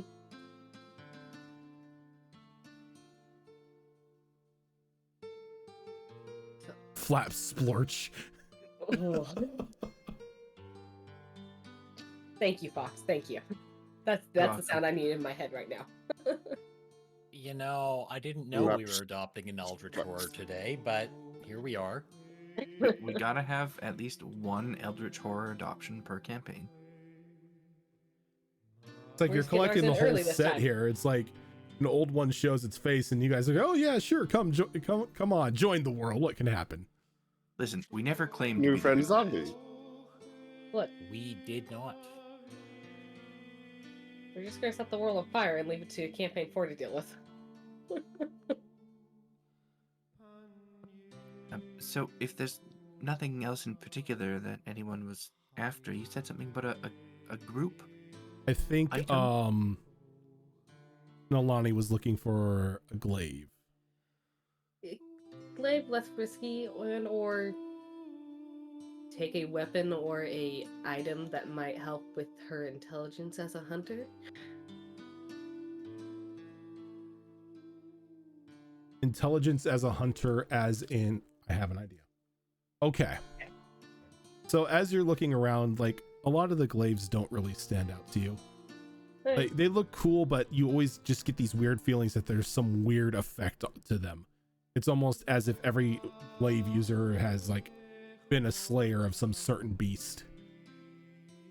But you come to this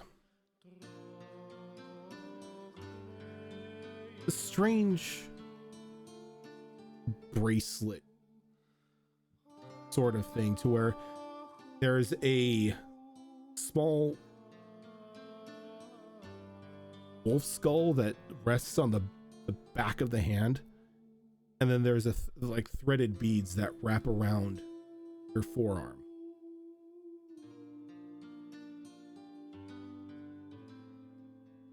When wearing this item, you gain the senses of a predator animal. You have a heightened sense of hearing, heightened sense of smell, making it a lot easier for you to hunt. It's to the point to where you can even smell fear coming off of creatures, giving you advantage on intimidation rolls.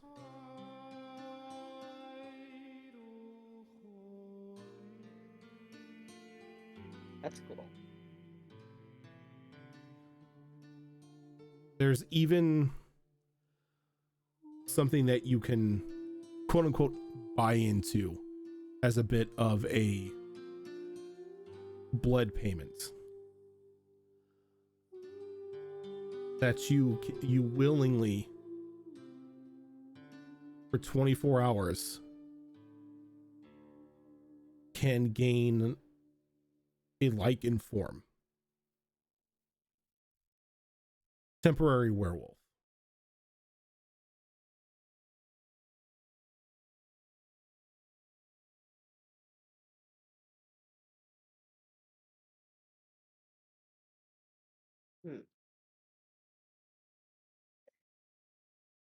That is very interesting. Or werebear, or whatever were creature you want or use. You Like dipping a your toe in path of were lichen. forebear. Pretty I've much. werebear. Yeah, you pay the Oh. you pay the price, Werebear. and then you can just turn into whatever were creature. Now, when you pay that price, there is a small percentage that you will actually be permanently affected with that form of lycanthropy or whatever it is. Were squirrel. Jesus, were squirrel. Were squirrel. Fear me, for I am the were badger. I mean, Squirrel Girl's pretty badass, I'm just saying. The were owlbear.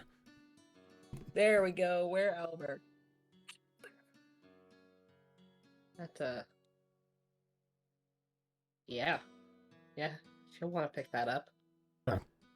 So when you use that wear ability, you have to give me a percentile roll. There is a 5% chance you will turn.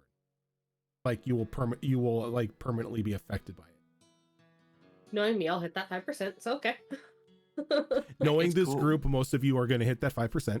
I mean, Yeah. We cured me of that disease once already. We can do it for you if it happens. Yeah. No, oh real. no, Right, sure. there's no cure of it. This is a Yeah. permanent Hey. lock-in. Death is Bet always you a something cure. you like. Death is always. Dude, You know, orange Lolly juice, likes that thinking. look It's at okay with her. Death is always a cure. the orange goo. This will help. No, because you come back exactly where you were at when you died. No, you're reborn. Like you start off as like that orange liquid. You start off as an infant when you're reborn. Yeah, but if you've contracted lycanthropy in the process, does that carry over? Technically, yes. Yeah. See, I that's feel like that's All I concerning. need is a time jump spell to fast forward time a little bit. Kind of like what happened in campaign 2. I need that spell. That way I could be like, let's speed this up a little bit. Now you're an adult at least. I'll take teenager at this rate. To Wait, offer You don't want to 4 really. more months? You don't want to be a really a buff 4-year-old with a 20 strength. Yes, I do. Dang. Imagine the temper sounds pretty- tantrums on that kid. Literally bench pressing mom. 4 months. 4 months. We'll take 4 months.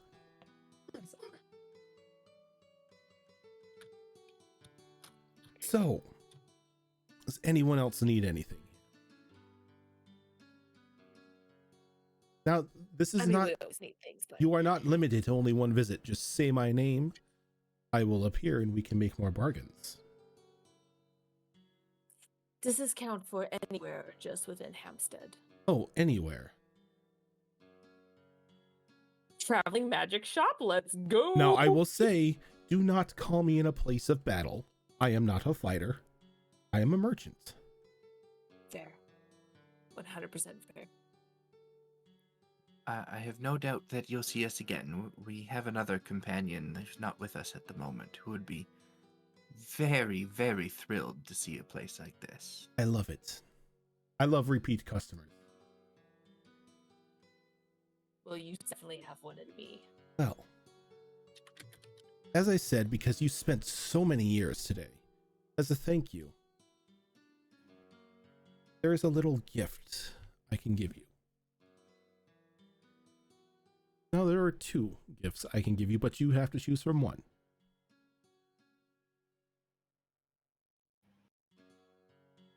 Door number 1 or door number 2? She kind of like motions over to the side and you see just 2 standing doors now there. I won't tell you what's behind it. It's a mystery. It's a loot box. Door. Flip a Listen, coin. man, I'm pretty sure there was a lawsuit about this. We're not allowed to do it anymore. Nobody said D&D can't have gotcha mechanics. Yeah. 3, pick number 3, my lord. Yuriko didn't spend any age, so she's not interested in whatever is behind either of the door. Okay. But Yuriko could live longer. At what price? Not worth it. Not unless we pay for it. I'll vote first door. I Oh, vote nice. second Switch that. door. We have to flip. Might as well. I rolled high, so Kuhn turns to his new friend. Zondi, which door do you think?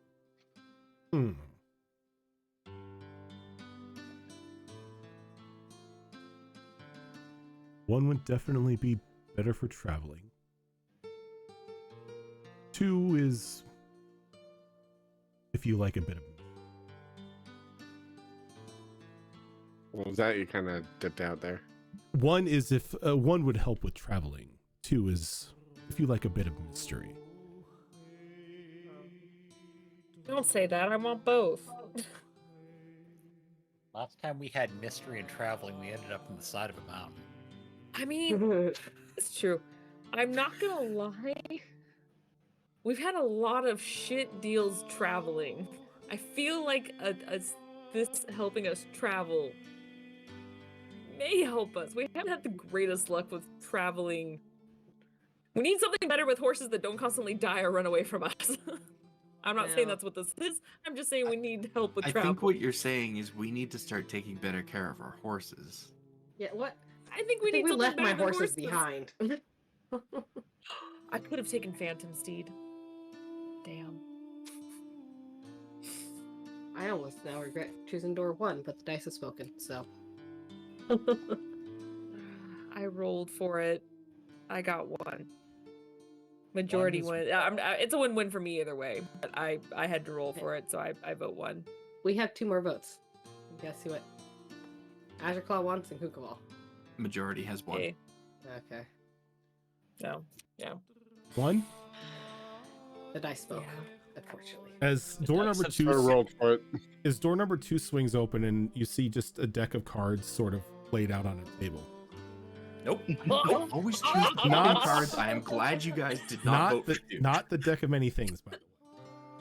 The deck But of only it's a some deck. things. But it We've been traumatized. it kind of sort of like fades off. And the second door opens. And there is this beautiful carriage.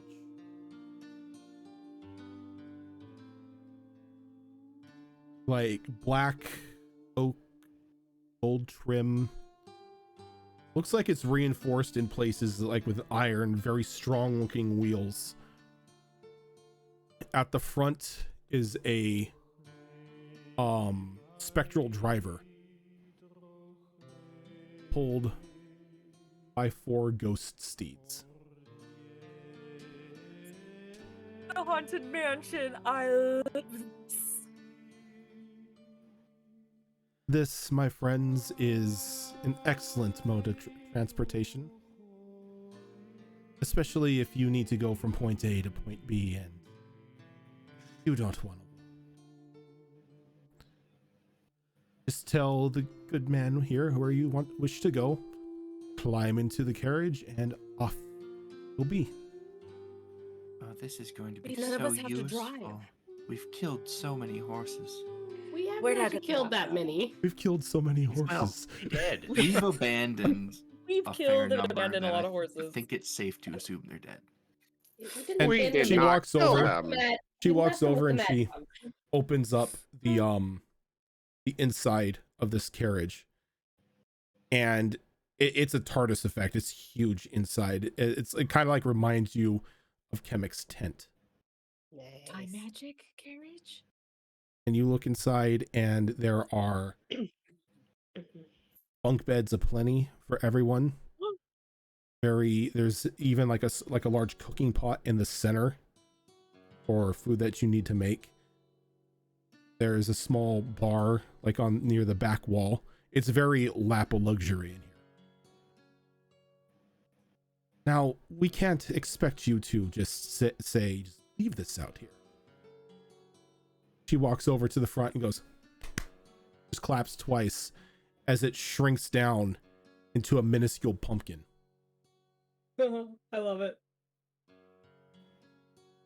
This pumpkin is just obsidian with these diamonds running from the stem down each of like the small little indentation lines of the pumpkin.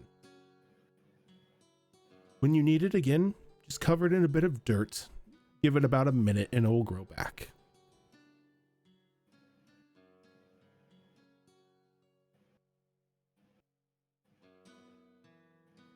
I think this is fantastic. And we can't kill Big, the huge horses. grin. No, they're the, already dead. the horses cannot be killed. The driver cannot be killed. I mean, technically, the carriage itself can be damaged, but you just repair it. I have added our pumpkin carriage to our group inventory.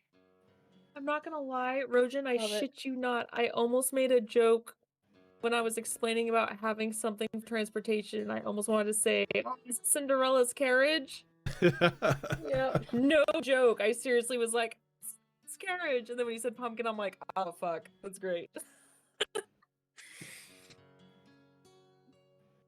Well, then, I think this will be great, and it leaves our hands free to discuss matters or rest if we need it, and so on and so forth. Granted, I still think night is dangerous for looking out and whatnot, but at least our hands are free and we have a driver to take care of things while we can work on some other important That is matters. something I forgot to mention. At night, it can fly. Important information. As Guess who's nocturnal, boys? Let's go. As they are undead, they are powered by the moon, just like everything else on this accursed island. Though, if you're trying to keep, out of the line of sight of the church, make sure they stick close to the ground. Yes, I suppose a flying undead carriage would Attract people, stand yes. out a little bit. Yes. And trust me when I say that the church has bolt throwers that can easily down it. It's best No to doubt. keep it at a hover height. This is good to know, I believe, just in case, depending on where we are. This will be good to know that once we get out again, I will keep a small pouch of dirt on me, just in case.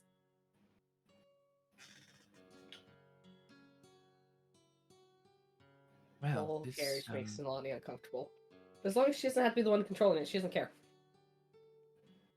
this visit has been very productive for all of us. And it's been very profitable for me. Did you say all of us out loud? I sure do. Yuriko will say most of you. But no, the carriage belongs to all of us. And it doesn't cost life force to ride. It is yours to take where you need. No curses, no hidden fine print, nothing like that. It's just a carriage pulled by ghosts. What is the driver's name, out of curiosity? That would be up to you. He is your driver. Ah, Bondi. I know why, but Reginald comes to mind.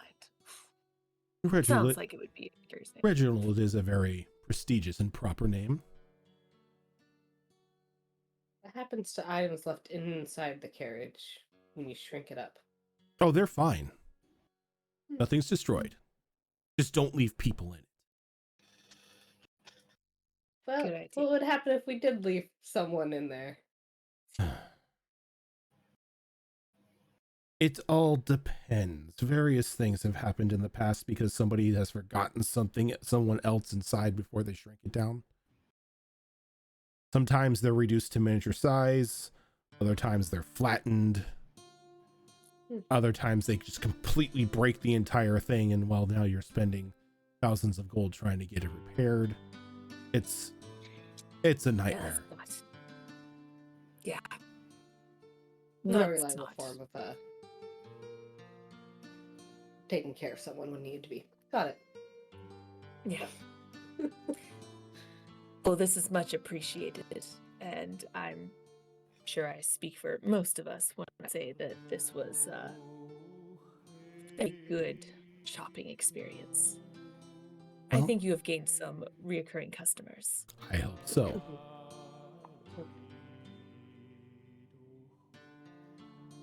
But if you're all finished shopping and just snaps her finger and the door reappears, just exit through the door and you'll be back at your home. Don't worry, the blood won't be there. Yuriko steps right outside. Yep.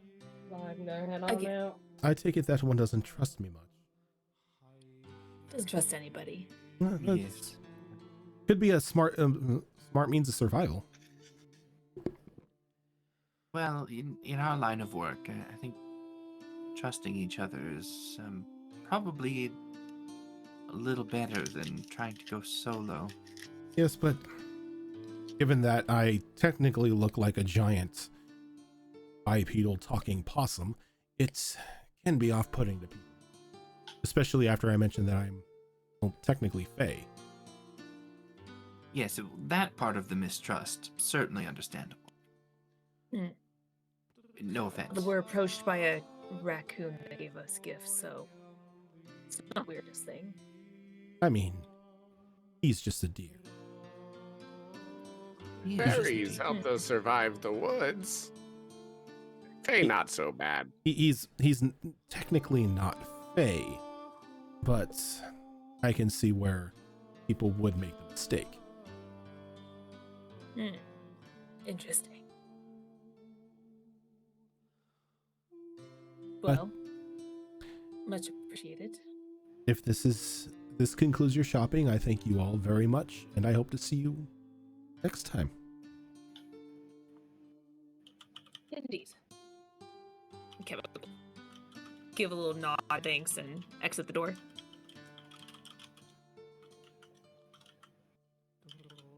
Yeah, I will exit as well. All is well. Come, new friend Zandi, we go home. I look forward to seeing home. And there's just that very wet flop, like walking behind. Yeah. Thinking of Toxic from Fern Gully. Yeah. Yeah. So as you exit out, the door shuts behind you. There's a bit of a shimmer as it now just leads back into the foyer of the house. And as you all are now standing once again in the dining room of your new home, in tow now with a brand new friend and couple months / years off of your life, but with some interesting items, we are going to call it here for tonight. So thank you very much. Is just waiting for like Mia to come out. They're already just standing right next to them. They're like, "So what'd you buy?" Looks at them with the eye. No, you know, rocks. Roll credits. So Yeah. thank you everyone for tuning in tonight. This is not the only show that we do. This upcoming Saturday we have another episode of Withered Wastes, which is a 5th edition post-apocalyptic style D&D campaign that I run. On Monday we have another episode of Mass Effect Horizons, which is a 5th edition D&D mod using Mass Effect that is DM'd by Zorro. On alternating Mondays we also have Chimera Collective, which is a 5th edition game run by Kiara. On Tuesdays you have us here on Destiny Forge. And then on the other rotating Saturday is our Pathfinder 2 Extinction Curse campaign, run by Azarin, which is called Wayward Wanderers. But for now, we are going to head on out.